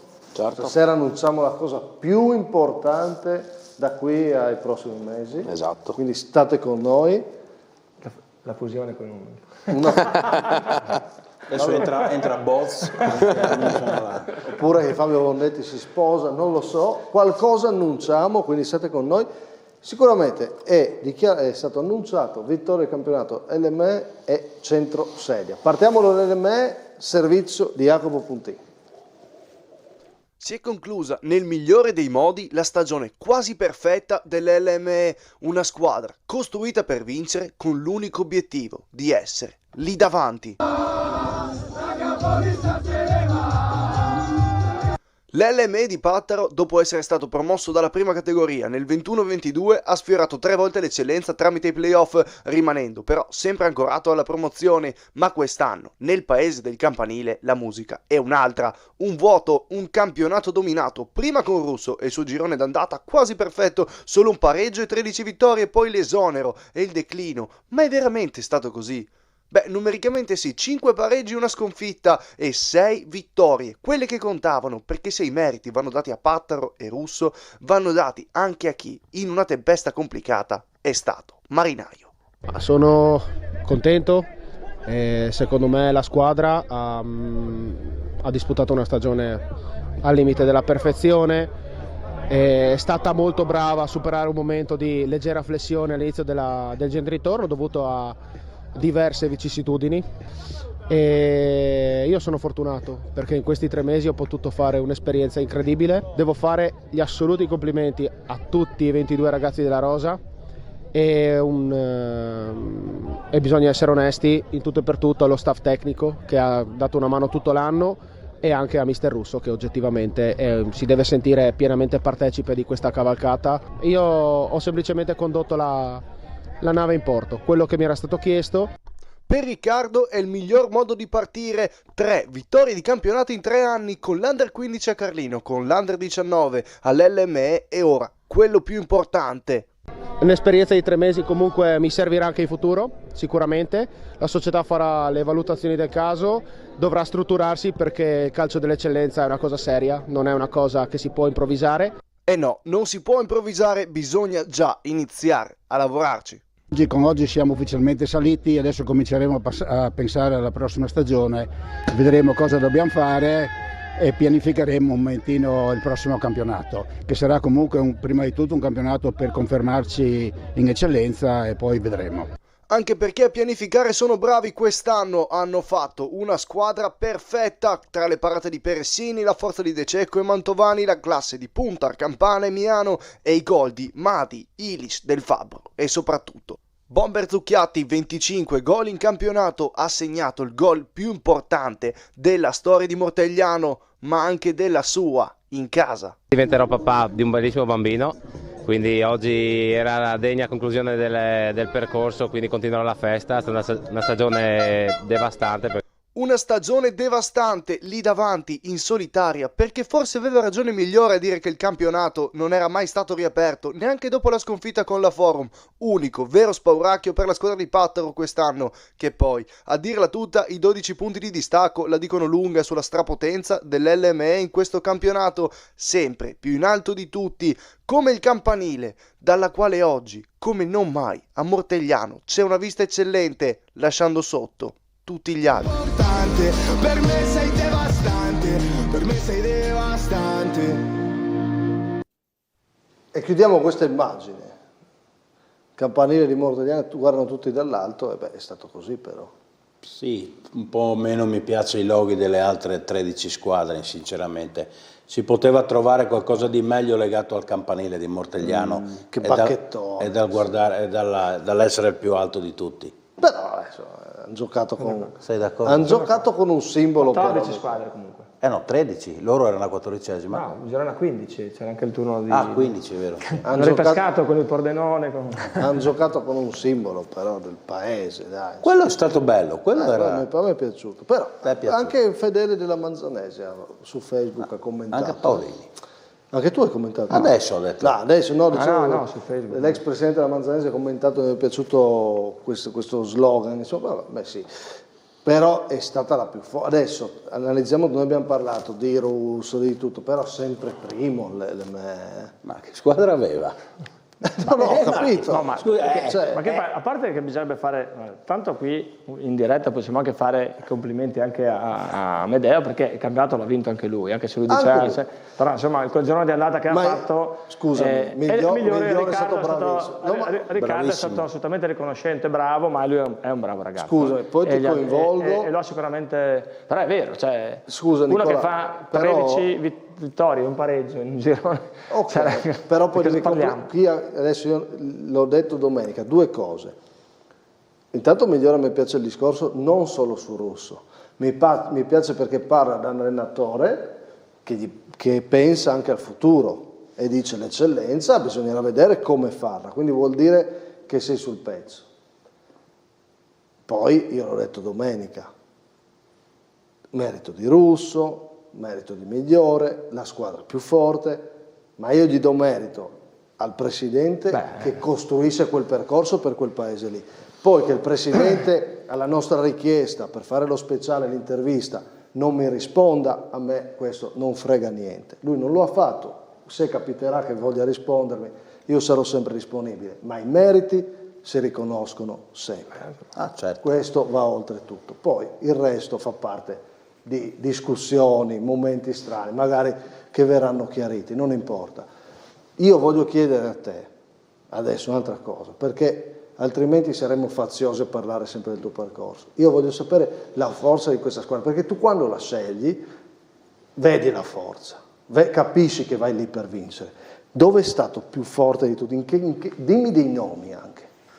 Beh, sicuramente nella mentalità, perché si sono presi giocatori che hanno già vinto e negli anni chi vince è abituato a vincere. La forza è stata sicuramente nella compattezza della squadra, della voglia di lavorare, almeno nel mio percorso iniziale, nel subire pochi gol, nel farne tanti. E Zucchiatti comunque nel giro d'andata 19 gol. È vero, tantissimo l'andata, ritorna un po' meno, però Zucchiatti è stato un elemento clamoroso. Sicuramente. No? C'è stato, hai detto squadre abituate a vincere, non a caso arrivano Pressini, De Cecco si è fatto male, però è vero, glielo devo a De Cecco, abbiamo parlato poco di De Cecco, fin quando è stato in campo un giocatore, tra i dilettanti Simone in quel ruolo lì. Anche troppo abbiamo parlato, no scherzo, no. Il mio amico per quello, no. De Cecco è un difensore, dai, sì. Cioè erano in regione elementi importanti, no? Forti. De Cecco è uno che 3-4 anni fa faceva la Dia Chions da titolare, poi ha vinto al Brian, insomma De Cecco è un giocatore. Ma poi Campana è arrivato. Se parliamo solamente dell'attacco c'era Zucchiatti, Ilic, Madi, Del Fabbro, Tirelli, c'era un attacco importante. Catani e mezzo che magari ha vinto meno degli altri ma di una mentalità mostruosa. Maestrutti, che è uno dei terzini più forti che ci sono in regione, secondo me, Montina, che insieme a De Cecco formava una difesa forte, Mantovani, sì, senza dimenticarci di Miano, Puntar. È vero, anche questi poco nominati, no? Cioè, Miano è il paradiso del calcio per me. Allora, era giusto fare un po' di nomi, perché una squadra che domina, al di là della società, di chi è stato allenatore, poi ragazzi, Nicola, i giocatori forti sono giocatori forti e bisogna nominarli. I giocatori forti sono giocatori forti, però io vengo con te quando dici anche della società, perché comunque trovare anche un presidente che abbia questo entusiasmo e questa voglia anche di investire, gli si va fatto assolutamente un complimento. Certo, ma io l'ho detto ci ha messo, comunque ha detto, ecco, lì è il caso in cui dice io voglio vincere il campionato, insomma ha investito e ha vinto, quindi è storica, massimi complimenti. Eccellenza Mariano e Mortean mai fatto, mai. Quindi insomma deve arrivare uno che ha voglia di portare un paese lì, che poi lo faccia con la forza economica, con, però mi è piaciuto il passaggio del presidente, quello che attenzione, è un merito che il passaggio del presidente dice adesso vogliamo assestarci bene l'eccellenza e poi vedremo. No, ma lo aveva detto anche, non ha chiuso, lo aveva detto anche a gennaio quando è stato nostro ospite, quindi insomma secondo me ben venga questo entusiasmo, anzi è un percorso probabilmente, insomma, quindi che non è sicuramente finito, anzi ancora voglia di... Assolutamente. Però adesso, per tornare a un tema di qualche minuto fa o qualche decina di minuti fa, si apre il totto allenatore anche lì però. Sì, assolutamente. Resta migliore, io non credo, e mi è piaciuto molto nelle sue dichiarazioni, o chi arriva? Nomi lì ci sono, Sandrin, Godeas, tu hai altri nomi? Rossi, Max. Questi sono i nomi che sono fatti. Queste 3 squadre, mi è sempre nominato Rossi, però non mette dappertutto Rossi. Rossi avrà mercato sicuramente. Comunque, scopriremo intanto stasera, è stata la squadra migliore e vanno i fatti complimenti. Parliamo del centrosedia. Servizio. Pronti per affrontare domenica questa partita e comunque per affrontare tutto il mese di febbraio dove incontreremo le prime 4, quindi la seconda, la terza e la quarta in classifica. Possiamo dire che il campionato del centrosedia si decide a febbraio? Non dico che si decide, però è molto importante questo mese. E a febbraio 4 vittorie consecutive, 5-2 con l'Opicina, 4-2 col Torre, la vittoria in trasferta col Domio 2-1 e di misura con la Fortezza 1-0. In pratica è lì la squadra di Monorchio che archivia il campionato a febbraio, lo vince e poi sono 11 risultati utili consecutivi, una squadra di qualità, Filippo il capocannoniere, ma poi Costantini, Don, Zufferli, una squadra clamorosa. Per la prima categoria per la prima categoria, sì. Una bella squadra. Sì. Se analizziamo i nomi devo dire che si va forse anche stretta la prima categoria. Certo. Diciamo ci siamo prefissati un obiettivo maggiore. Ok. Quello in 3-4 anni di arrivare in eccellenza. Il presidente Todone guarda in alto, ma intanto la matematica arriva ad aprile a Romance.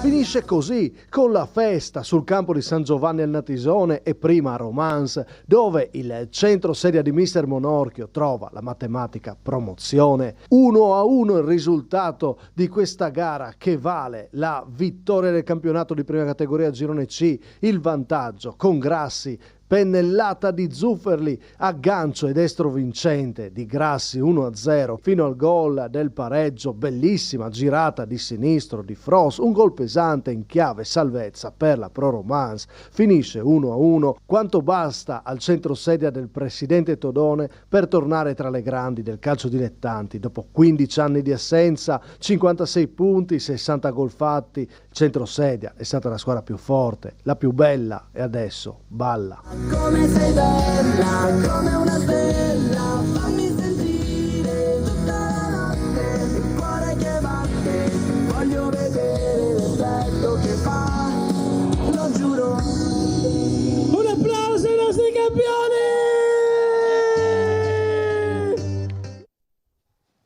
Un applauso che facciamo anche noi. Mister, allora, ballato? Ballato, bevuto, festeggiato, tutto quello che c'era da fare, giustamente. Che ambiente è il Centro Sedia? È un ambiente molto ambizioso, trovato, fin da subito. È un ambiente che mi ha permesso, e qui voglio ripartire dal 21 novembre della scorsa stagione in cui sono subentrato, è lì che è partito il progetto. Poi ci siamo detti, l'abbiamo un po' sfiorata l'idea già l'anno scorso perché avevamo fatto un bel filotto e ci siamo ritrovati là e quindi un po' ti fai prendere la mano e ci provi, però non eravamo ancora strutturati secondo me e magari anche per la promozione che si è venuta a creare quest'anno non saremmo stati strutturati. Invece ci siamo messi a lavorare col direttore sportivo già da inizio maggio dell'anno scorso per costruire Tondone, esatto, e per costruire la squadra che ci potesse permettere di Io mi ricordo, adesso Tondone, che quando voleva fare la squadra diceva dimmi attaccanti, mi ricordo che ne parlavamo, però mi pare che ha trovato bene, no?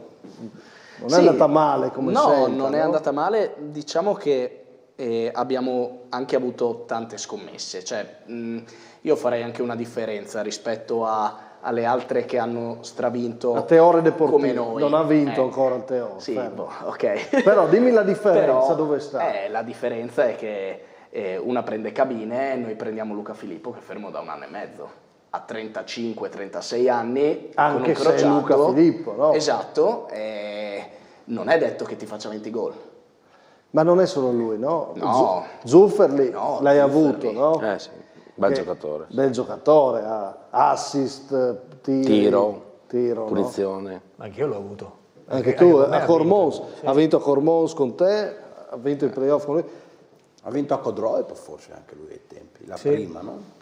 Però poi io parlo anche abbiamo visto Costantini, gol bellissimo, il gol di Grassi. Grassi ha fatto una stagione devastante, incredibile, che nessuno poteva aspettarsi per quello che avevamo visto l'anno scorso da lui. Grandi qualità sì, però non quello che abbiamo visto quest'anno.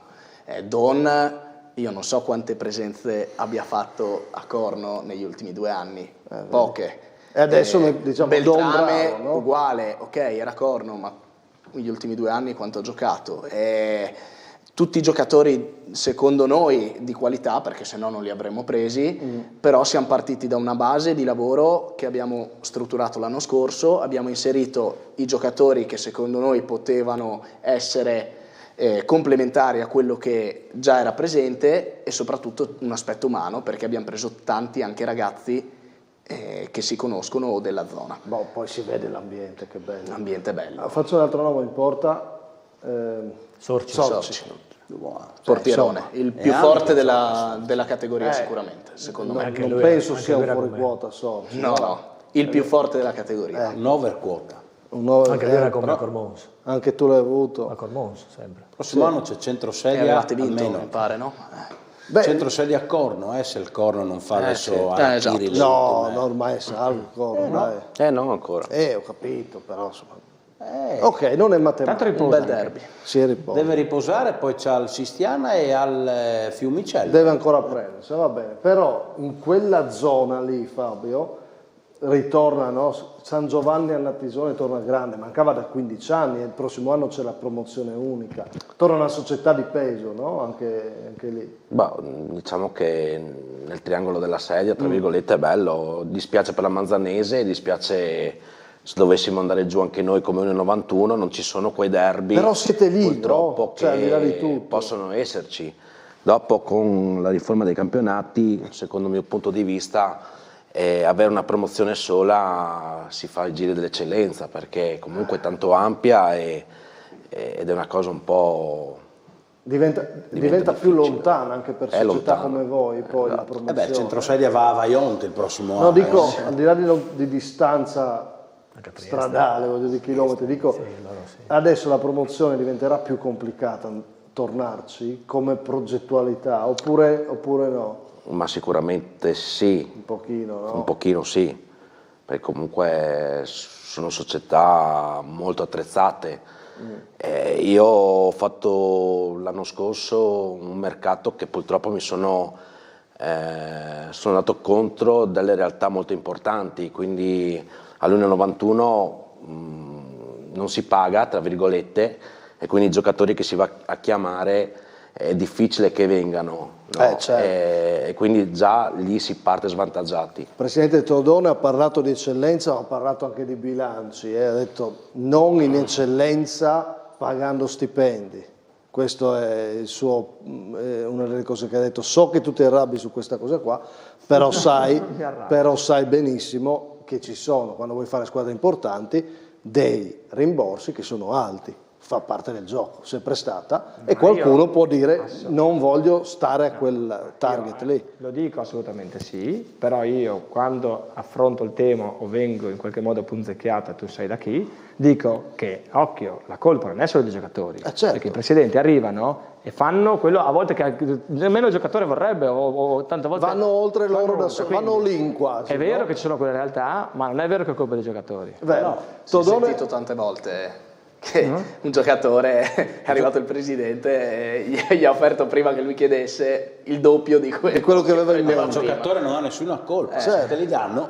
Però l'ambizione di Todone è bella, no? E anche il presidente è un segreto, perché poi abbiamo parlato prima dell'ME, tanto Todone ha questo bellissimo, un mito, simpaticissimo, si sta bene con lui, che aiuta, no? Questo ambiente qua è bello anche essere amici, magari, no?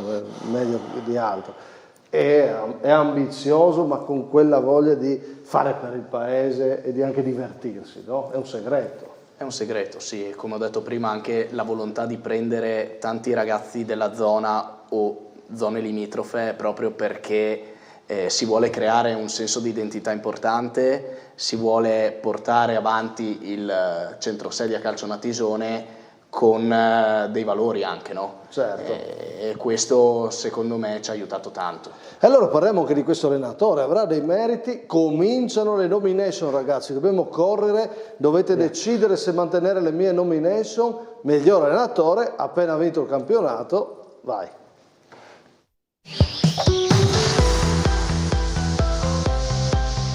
Il centro sedia ha sempre funzionato e se è vero che la squadra era costruita per vincerla, saperla guidare è un altro discorso.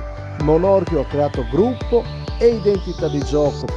Cresciuto a livello giovanile, ha dimostrato di essere pronto per le prime squadre, vince, convince e diverte. Una bella soddisfazione per te, no? Prima esperienza importante, vincere. Sì. Prima squadra parlo. Abbiamo fatto una stagione da sogno che mi ricorderò per tutta la vita, perché è andato tutto come volevamo, siamo cresciuti con il gioco, cioè abbiamo divertito veramente, abbiamo fatto tantissimi gol, tanti gol, hanno segnato tanti giocatori, vero. Abbiamo recuperato partite incredibili negli ultimi minuti, cioè quindi c'è stato veramente tutto. Sì. Senti, futuro, rapidamente? Futuro, le intenzioni di entrambe le parti sarebbero quelle di continuare assieme. È ovvio che dobbiamo adesso sederci nella pausa, parlarne e strutturare questa intenzione. Perché poi quella promozione lì bisogna veramente capire come farla. Via, allora o confermate o mi date l'alternativa. Sarebbe brutto non confermare uno che è presente, però vedete voi. Amedeo Russo? Io lo confermo anche perché mi ricorda un po' la mia prima esperienza a Cormons, quindi bravo. Fornasiere? No, avevo pensato già, indipendentemente dal fatto che tu lo mettessi in onda, lo ufficializzassi anch'io, perché insomma è un allenatore che dopo un anno e mezzo vince, è giusto. Paolini? Assolutamente sì. Monorchio paga la cena stasera. Allora andiamo con la miglior squadra, vediamo.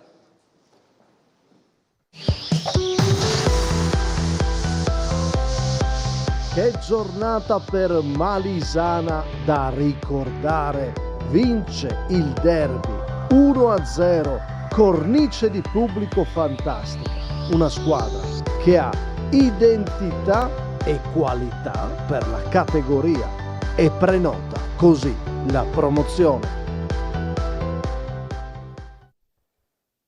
Allora, per farmi cambiare idea qua, vi annuncio, dovete darmi motivazioni tipo, non lo so, si abbassano i dazi di Trump, se c'è robe così. Ma dai, Fabio, che bello è. Tu che... È una bella realtà anche malisana.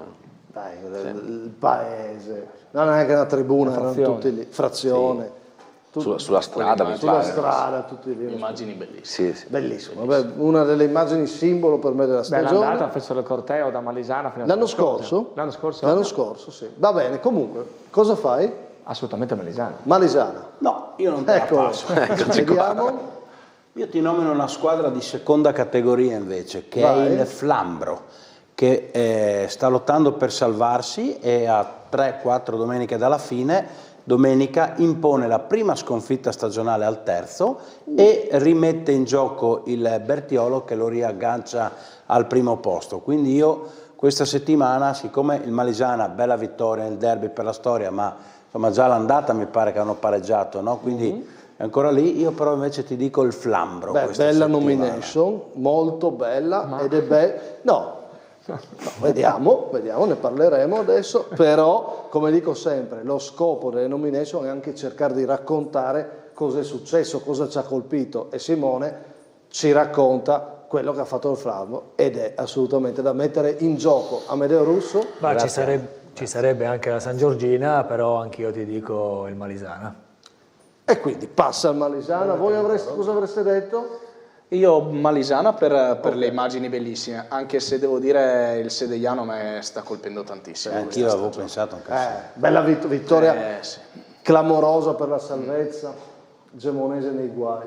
Tu cosa avresti scelto? Malisana come loro. Che passa. Manteniamo la nomination, ma complimenti al Flambro, fa bene Simone a ricordarlo. Miglior giocatore. Vediamo velocemente perché poi vi devo chiedere una cosa, perché qua io oggi ero in dubbio, molto in dubbio, avevo tante storie. Intanto partiamo con chi dominiamo come terzo tempo, vediamo.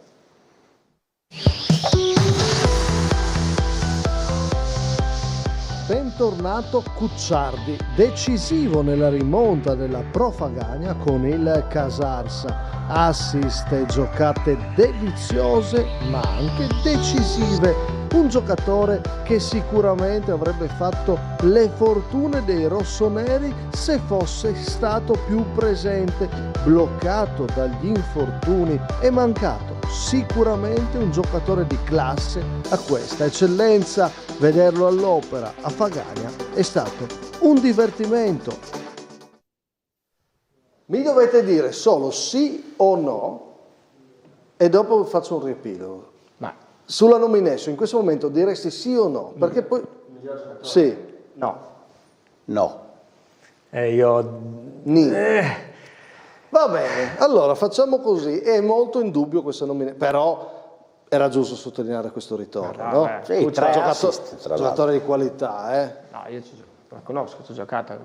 Io gli ho scritto proprio ieri mattina che era tornato a giocare a calcio finalmente. Poi è un ragazzo spassosissimo, Quindi queste belle giocate, ringrazio Luigino Leonarduzzi che ce le ha fatte notare, ci ha permesso anche di pubblicarle. Però faccio un riepilogo anche di altri giocatori che ci hanno colpito in questo weekend, vediamo.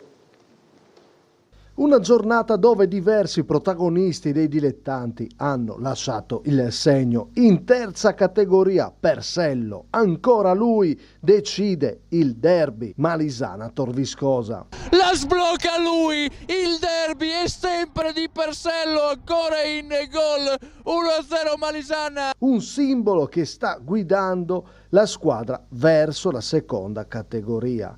Ma poi Zucchiatti che timbra il gol decisivo della storica promozione dell'LME in eccellenza dopo una stagione da record. E in eccellenza il primo gol stagionale di Sabadin di tacco per il Muggia e il gol decisivo di Podgornik, bello, e che vale 3 punti al 94esimo. E ancora Zorzetto, bomber implacabile, che firma la 10ª vittoria nel girone di ritorno del Tamai. Il Kras si gode Veliconia, uno che ha vinto 3 campionati sloveni con il Maribor ed una Championship inglese con il Cardiff e che fa vedere tutta la sua qualità con questo diagonale che stende l'UFM. Diagonale anche per Rinaldi, bellissimo. Dopo i 100 gol raggiunti con la Sanvitese, firma il gol numero 101 a Tolmezzo. I 100 gol li raggiunge Tonizzo nel calcio dilettanti, giocatore di classe e grande tecnica che ha raggiunto questo traguardo con il suo Codroipo. Insomma, una giornata dove non sono mancate le grandi firme prima della sosta di Pasqua. Io ho fatto un ulteriore riepilogo, quindi che cosa facciamo? Paolini.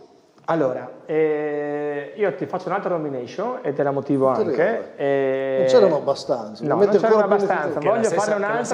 Voglio farne Ah. un'altra perché è un ragazzo che merita tantissimo e mi ricollego anche al mister che ha detto che loro giocano con tanti giovani. La San Giorgina si gioca quasi sempre con 3 2007 titolari, 2006. E ti nomino un ragazzo del 2007 che è Gregorio Vrek, in cui fa la doppietta a Ronchi e la San Giorgina vince una partita decisiva per stare appesa alla vittoria e fa la doppietta nel 2007, tra l'altro figlio d'arte perché papà era Luca Vrek, chi ha giocato, che ha giocato con te gran bomber, e anche perché è un ragazzo di quelli di 30 anni fa, concedetemi il paragone, di quelli bravi, che ascolta, si allena. E sono contento di dare assolutamente la nomination. Tu lo appoggi? Io lo appoggio, sapevo che l'avrebbe detto anche lui, perché è un 2007 che fa una doppietta in una finale di stagione dove la San Giorgina deve salvarsi. Mi dispiace per Cucciardi, ma... Ok. Tu cosa avresti detto? Perché ormai siamo non lo indirizzati. dico, allora se non vale. No, dillo. Ma dai, è la domenica di Tonizzo. Questi ragazzi. A parte che dimentichiamo, a parte che nel servizio mi dispiace dimenticato, e qui il mio amico Jimbo Gerli, se c'era l'avrebbe appoggiata, che Cofone fa tripletta in eccellenza domenica e vince il derby. È vero che ne appoggia 3, ma si fa trovare lì quando il Divino e gli altri gliela... Ma ragazzi, Cofone, un difensore come Tonizzo, 9 gol, capocannoniere del Codroipo, io voglio bene a Vrek, 2007 avrà tempo di vincere premi, ma signori, Nicola Tonizzo è un emblema del calcio dilettante. Adesso però io non so cosa fare.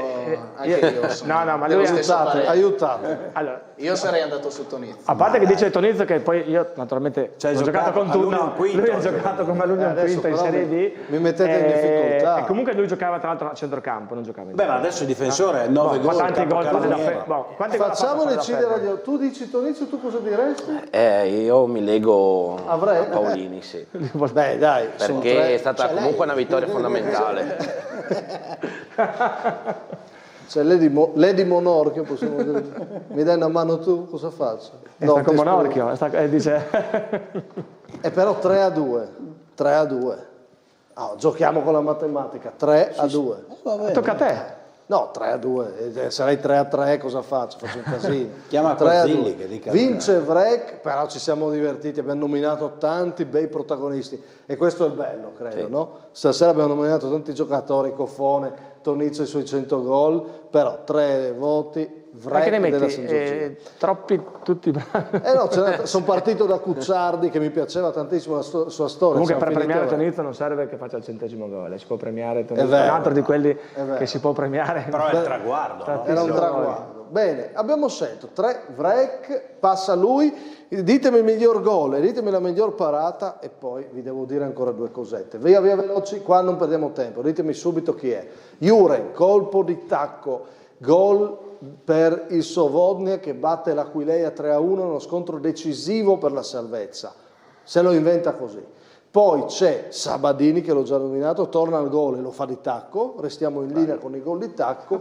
E guarda, se lo inventa, è un po' coperto però va di tacco. E poi Pedrini che parte dalla destra, si accentra e firma il gol che riporta la vittoria al Pro Gorizia. Via. Juren. Pedrini 2. Juren. Pedrini 3. Posto. 3-2. Pedrini miglior gol. Parate. Via. Abbiamo Dima, ragazzi chiedo scusa, Valle Noncello, Valvasone, abbiamo confuso tutto, vi chiedo scusa, grande parata del portiere del Valle Noncello, Dima.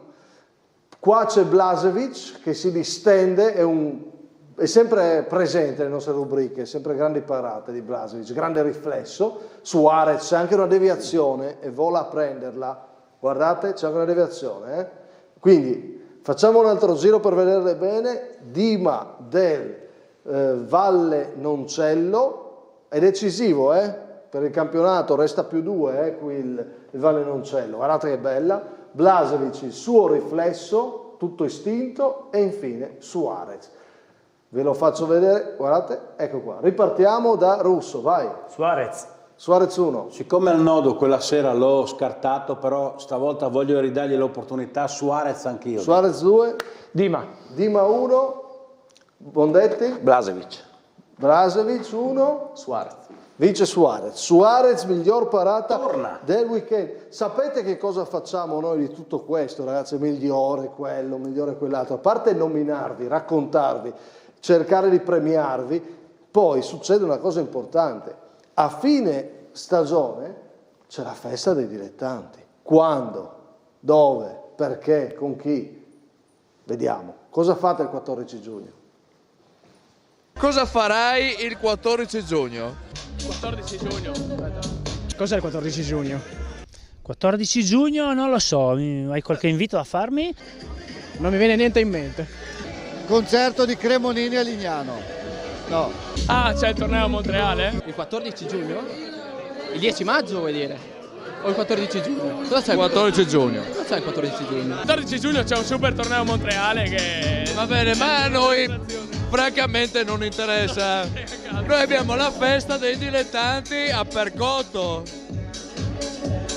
E allora vediamo. In quel caso lì ti toccherebbe rivendere il biglietto. E in caso rivenderemo il biglietto. No, avevamo la festa di squadra. Ma quest'anno però non ci sarà. No, ci sarà un altro giorno perché veniamo alla festa dilettanti il 14, no? La spostiamo. La spostiamo. La spostate? Certo. 14 giugno, tanta festa, come fai a saperlo? I dilettanti. La festa? Festa dei dilettanti. Sì, sai dove verrà fatta ovviamente? Non ho idea. Come no? A Percotto, ovviamente. Il 14 giugno venite in casa nostra, casa mia, quindi ci vediamo là a bere una birra. Quindi verrai? Tocca. 14 giugno assolutamente alla festa dei dilettanti a Villa Caselli Percotto. E per fortuna per il secondo anno di fila ce l'avremo in casa. 14 giugno tutti a Percotto. Fabio Bondetti, quindi l'abbiamo capito cosa fare il 14 giugno? Tutti a Percotto per il secondo anno consecutivo. Non c'è Cremonini l'8 giugno? C'è Cremonini. Tutte, allora spieghiamo. C'è l'8 giugno Cremonini. Facciamo vedere un po' di immagini. Villa Frattina Caselli. Grazie alla collaborazione con l'191 che sono splendidi. Ci saranno le premiazioni a tutte le squadre che hanno vinto i campionati. Chi vuole venire, perché magari qualcuno non vuole venire. Tutte le squadre che hanno vinto i campionati premiate dall'eccellenza alla terza categoria, premio speciale per la Serie D, premio per i bomber, i migliori giocatori, allenatore, squadra, gol e parata, aggiungeremo anche il portiere. Queste sono le immagini della passata stagione, è stato un momento bellissimo. Fabio Bondetti, l'191 ancora insieme con noi, io ti ringrazio pubblicamente, l'anno scorso siete stati splendidi, che significato ha questa serata? Raccontalo tu alle società dei dilettanti. Ma una serata che racchiude l'annata del calcio FVG. L'anno scorso, grazie anche al tempo, è venuta nei migliori dei modi, grazie anche alla collaborazione con te e con tutto il tuo staff. Siamo in questo bel parco Villa Frattina Caselli, dove durante l'anno vengono fatte varie manifestazioni, ma in particolare appunto questa l'anno scorso, grazie anche al patrocinio del comune di Pavia di Udine, è stata svolta insomma nei migliori dei modi, almeno lo penso. Voi siete pronti, insomma, io ti ringrazio perché questo dimostra anche lo sforzo delle società, no? Voler ospitare un momento che vale per tutti, no? Questo dimostra anche che esiste ancora il volontariato, no? Nelle società. Sì, noi abbiamo la fortuna di avere tanti volontari di tutta età, quindi siamo ovviamente pronti per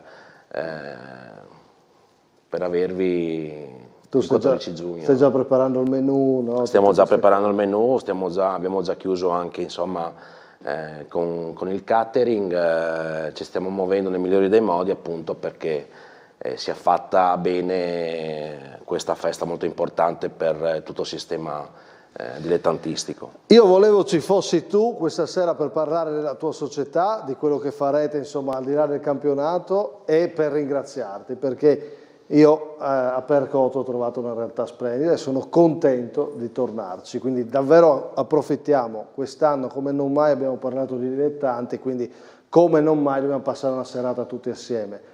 Ci vediamo il 14 giugno, certo. Se vuoi anche prima. Anche prima? Anche prima, va bene. Se ti fa piacere. Va bene. Insomma.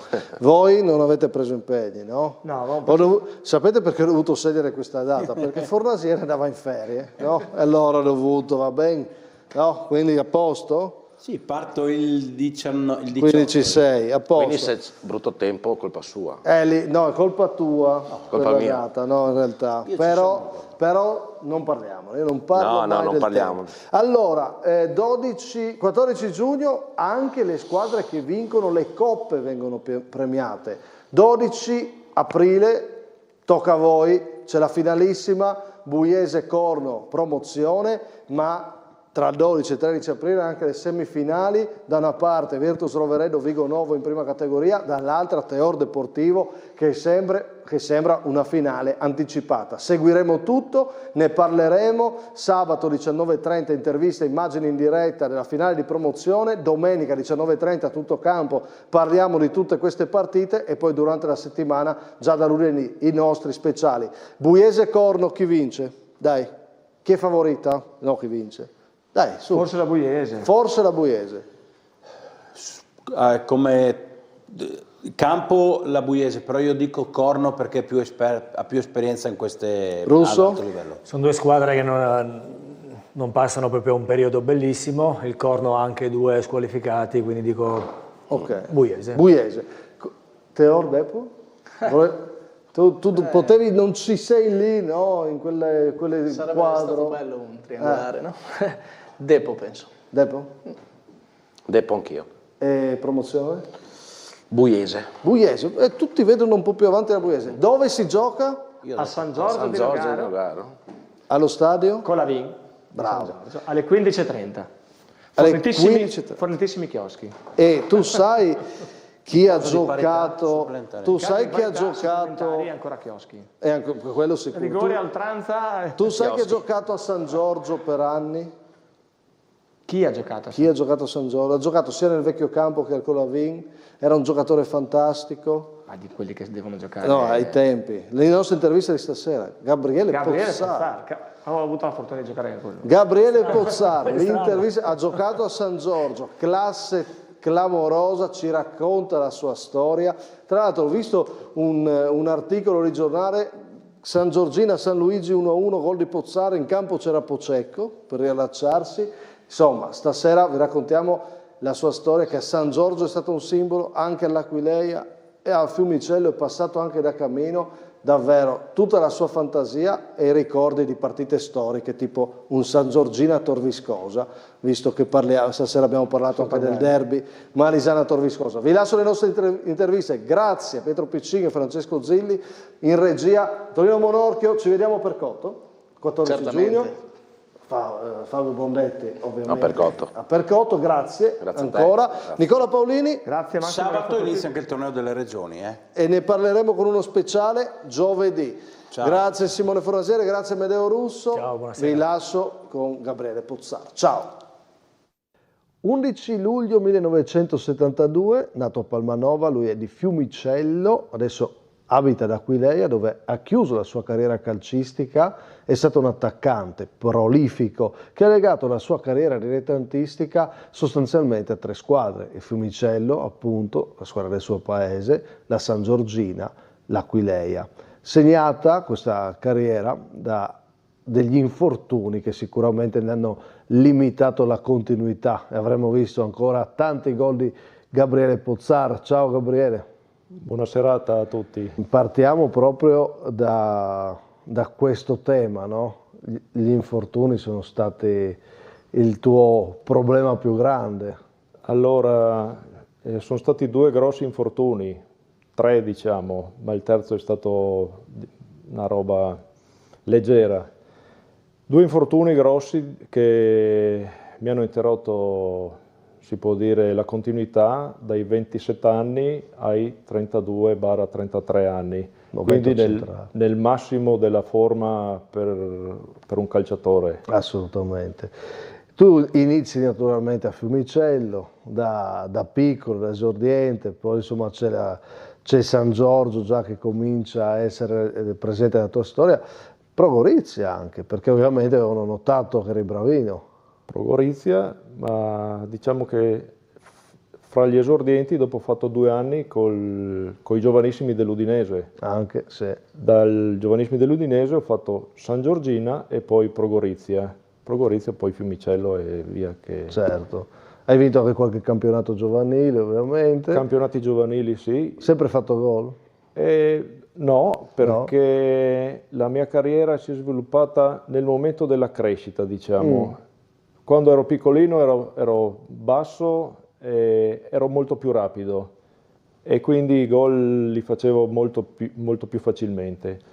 Nella crescita sono diventato un po' più macchinoso, un po' più lento e hanno cominciato a vedermi come centrocampista.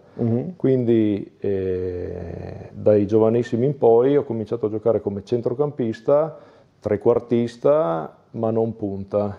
Quindi i gol... Quando arrivano? Chi è che ti... Qualche gol l'ho sempre fatto, però diciamo che i gol hanno cominciato di nuovo a arrivare quando sono tornato a giocare a Fiumicello e c'era l'allenatore Sergio Commisso, che lui per molti è stato un maestro ed è tuttora che insegna calcio nelle varie società, e penso che abbia dovuto farmi giocare più che altro per condizioni della squadra di quel periodo, che mancavano le punte infortunate di ruolo, di centrocampisti ce n'erano, e ha detto ti metto punta a te, vediamo cosa succede, tanto tu mi tieni sulla palla dopo. E ho cominciato a rifar gol, anche essendo un po' lentino, e da lì poi ho ricontinuato a fare la punta, la mezza punta e ho continuato a fare questo ruolo. Hai tenuto il conto dei gol in carriera? No, a dire la verità no, adesso però facendo 2 conti sui 160 penso di essere arrivato. In un periodo calcistico, ne parlavamo con i nostri ospiti anche delle passate puntate, Gabriele, dove fare gol non era scontato, non c'erano quei numeri di adesso, anche un'eccellenza, facevi il capocannoniere con 16, 17, 13, no? Anche 13.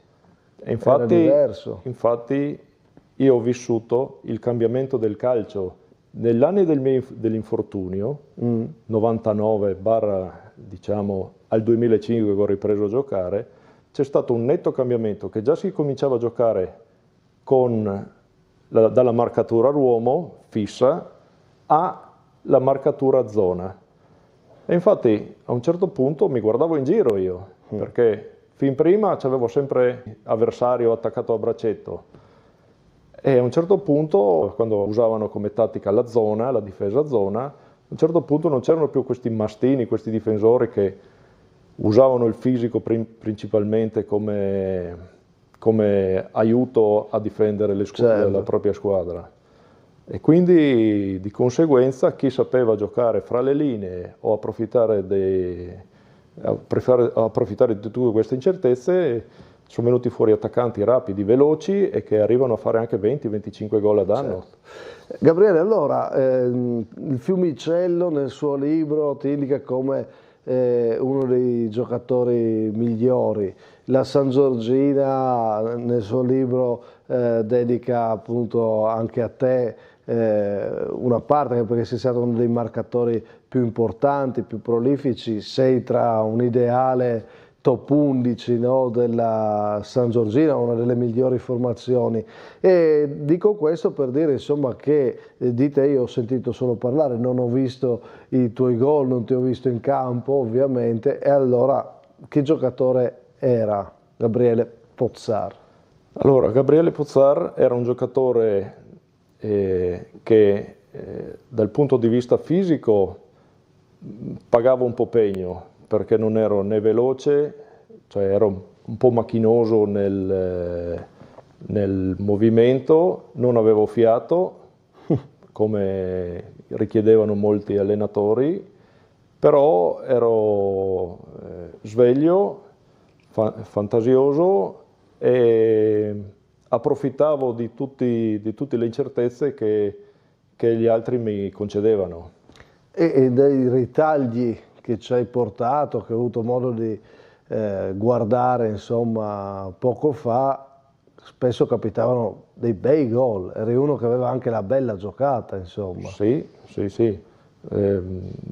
Ricordo parecchi gol che sono venuti fuori da giocate, non dico impossibili, ma difficili, anche se nella mia testa la cosa principale era cercare di fare il gioco più semplice possibile e quello che mi riusciva meglio. Cosa significa però essere ricordato così a Fiumicello, a San Giorgio? San Giorgio so che sei molto apprezzato. Allora, innanzitutto mi fa un enorme piacere che dopo tanti anni, ovunque vada, non solo a San Giorgio e a Fiumicello, sono andato anche per motivi di lavoro, giro parecchio la Bassa Friulana e ogni tanto arriva qualcuno vicino, mi prende per la manica e mi dice: ma tu non sei quello che giocava là?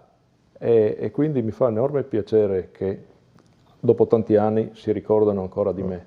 Che calcio era quello che hai vissuto tu? Allora, il calcio, quella volta là, quando ho iniziato, era fisico, è sempre stato maschio il calcio, perché tutti quando vanno in campo mettono l'anima, però era uno sport molto più di contatto, perché il lunedì, io ricordo benissimo, i lunedì al lavoro erano dedicati a curarsi le tacchettate, le entrate, le caviglie erano sempre spellate a vivo per vari falli, però negli ultimi anni invece sono cambiati anche i difensori, li vedevi, quelli di una volta ti incutevano paura, cioè ti mettevano paura. Questi li vedi tutti bravi ragazzi, gentili, educati, quella volta là erano maltrattate dall'inizio fino alla fine, per poi una grossa stretta di mano e un abbraccio a fine partita. Che giocatori hai apprezzato tu nei dilettanti? Nei dilettanti ne ho apprezzati moltissimi. Possiamo partire da Trieste fino a Tamai, passando per tutto il Friuli. 3 nomi ce li hai? Allora, a Trieste te ne dico di più di qualcuno perché farei un torto a tutti gli altri. C'erano Di Donato e Cermeli. Sotto il mezzo c'era Damiani, giù nella bassa c'era Toloi, a Grado c'erano Marchesan e Ipinatti, a Fiumicello c'era lo stesso Masin, che era un grande giocatore, però non ha potuto mai dimostrare quello che era in grado di fare. A Marano c'erano gli Zentilin, verso Rivignano c'era un certo Lepore, a Mossa c'era Goriup, cioè quindi ce n'erano di tutti i tipi. Ma ho apprezzato anche numerosi difensori, tra cui Sebastianis, tra cui con me ha giocato Ivan Todone, giocatori che Mauro Lovisa, ex presidente del Pordenone, cui ci siamo incappati in tanti scontri, duelli. Torno a dire, ripensando a Ivan Todone che giocava con me, veniva giù da Barletta, faceva il libero, l'ho visto uscire un paio di volte con i sombreri dall'area piccola, erano difensori da altre categorie. Mi racconti una partita indimenticabile? Sì, lo spareggio Tor Viscosa San Giorgina per la promozione in eccellenza. Una partita si può dire indimenticabile per tutti quelli che erano sia a giocarla che a vederla. La partita, innanzitutto noi siamo arrivati che neanche ce l'aspettavamo. perché il Tor Viskosa era avanti 2 punti rispetto a noi eravamo dietro, all'epoca erano i 2 punti per la classifica. Il Tor Viskosa andava a giocarsela con il Lucinico già retrocesso e noi andavamo a Ruda ed io ero squalificato quella partita lì. A Ruda eravamo sull'1-1, a un certo punto arriva giù il noto giornalista di San Giorgio, Miorin, e ha cominciato a dire: ragazzi, il Tor Viskosa perde 3-0. Tutti quanti l'avevamo detto, sì, è pazzo, dice le solite perché lui era un provocatore, no? Però l'allenatore ha detto: ragazzi, noi dobbiamo fare il nostro, vediamo di portare a casa questa partita qua. Siamo riusciti a vincerla con un rigore di Mian e siamo arrivati a questa partita con il Tor Viskosa a Palmanova, un grosso spareggio, si contano 4.500 tifosi. Ricordo che dovevamo entrare in campo sportivo e i carabinieri nel sottopasso ci hanno fermato e ci hanno detto: ragazzi, fermatevi. Ho detto: cosa sta succedendo qua? I carabinieri che ci fermano nel sottopasso? No, per ordine di servizio pubblico ci sono ancora metà persone che devono entrare in campo sportivo e quindi la partita viene ritardata di circa 20 minuti. E noi oggi siamo contenti, esaltiamo una finale di Coppa Italia che fortunatamente può portare anche 1000 persone, no? E mi stai dicendo che c'erano quei numeri lì, addirittura 4.000? 4.500. È incredibile. Sì, no, era calcio. Il calcio è cambiato in questo senso. In questo tipo di seguito. In questo tipo di seguito, il campanilismo, l'attaccatura alla maglia. San Giorgina Tor Viskosa. San Giorgina Tor Viskosa sono.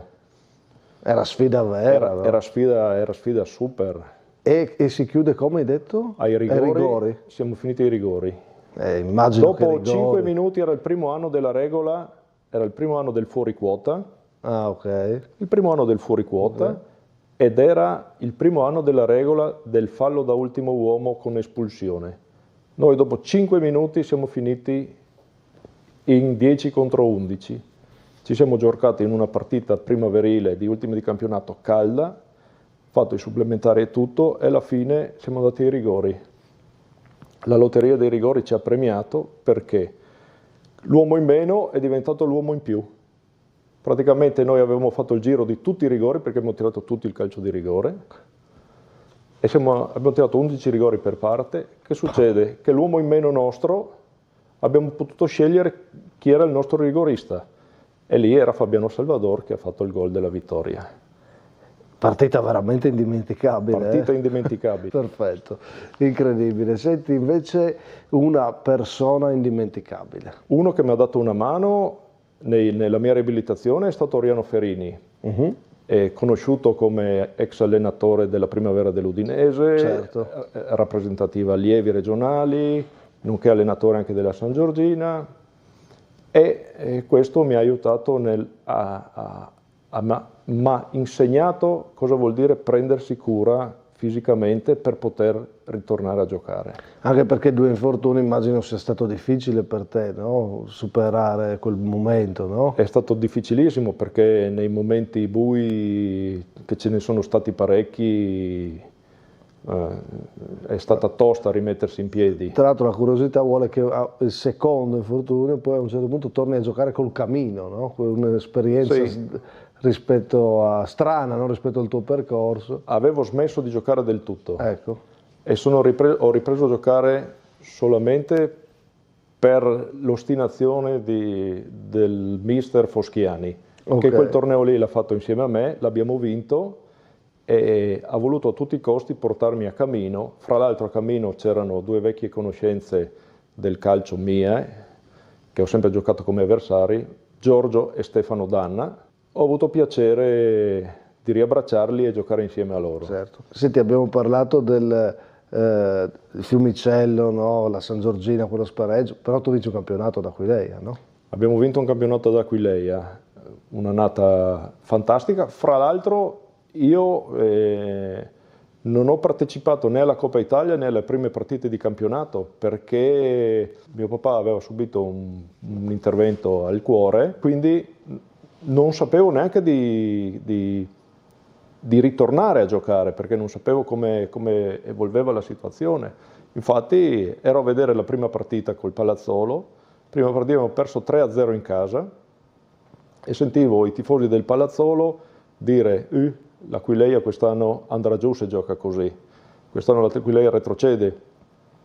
Morale della favola, sono ritornato verso settembre, metà settembre, ho ricominciato ad allenarmi e alla fine abbiamo fatto una cavalcata trionfale dove c'erano squadre del calibro Ciarlins Muzzana, Maranese e altre 6 squadre pordenonesi, perché ci avevano messo nel girone di Pordenone, che all'inizio del campionato avevano dichiarato di voler vincere loro. Alla fine le abbiamo messe in riga tutte quante e avete vinto. E abbiamo vinto. Gabriele, io faccio questa rubrica dei migliori gol, no? Ogni settimana. Cioè, avrei avuto uno dei tuoi se riprendevamo come miglior gol. Io ne ho, però sono tutti in VHS. Ci sono... Era bello?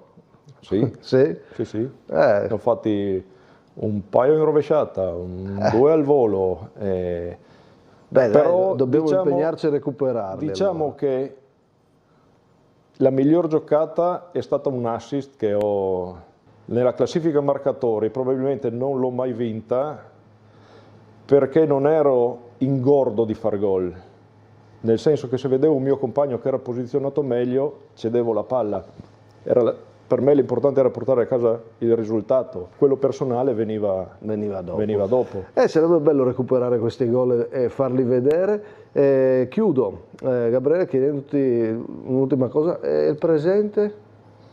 Allora, il presente, io sono allenatore, al momento ho sospeso perché ovviamente ci sono necessità familiari che uno deve dedicare, però butto sempre un occhio al calcio di adesso e un domani, quando ci saranno migliori condizioni, rientrerò sul campo sportivo, anche perché il campo sportivo è l'unico posto dove veramente tutti i pensieri svaniscono e c'è solo, per chi vorrebbe fare calcio, c'è solo da divertirsi. Bel pensiero.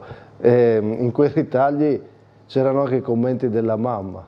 Sì. Mi piacciono ricordare queste storie, no? Mamma, questo legame. Sembra di no, mamma, compagna, mi ha sempre seguito, dovunque sia andata. Bello. E ha sempre, che io sono un po', diciamo, disordinato nelle mie cose, ha sempre ritagliato e messo da conto tutte le cose, perché sennò adesso avrei avuto un cesto di giornali e basta.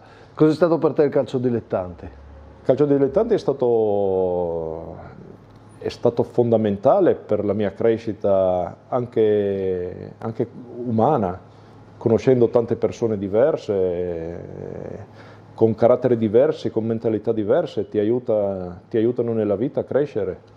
Nomino anche Luca Vrek, ex giocatore anche lui, ha fatto il professionista e poi ha ripiegato gli ultimi anni nei dilettanti, che ho avuto il piacere di giocare con lui a Fiumicello, dove quella volta lì eravamo tutti dilettanti, una squadra di amici, e dove lui metteva qualche pillola di saggezza per migliorare appunto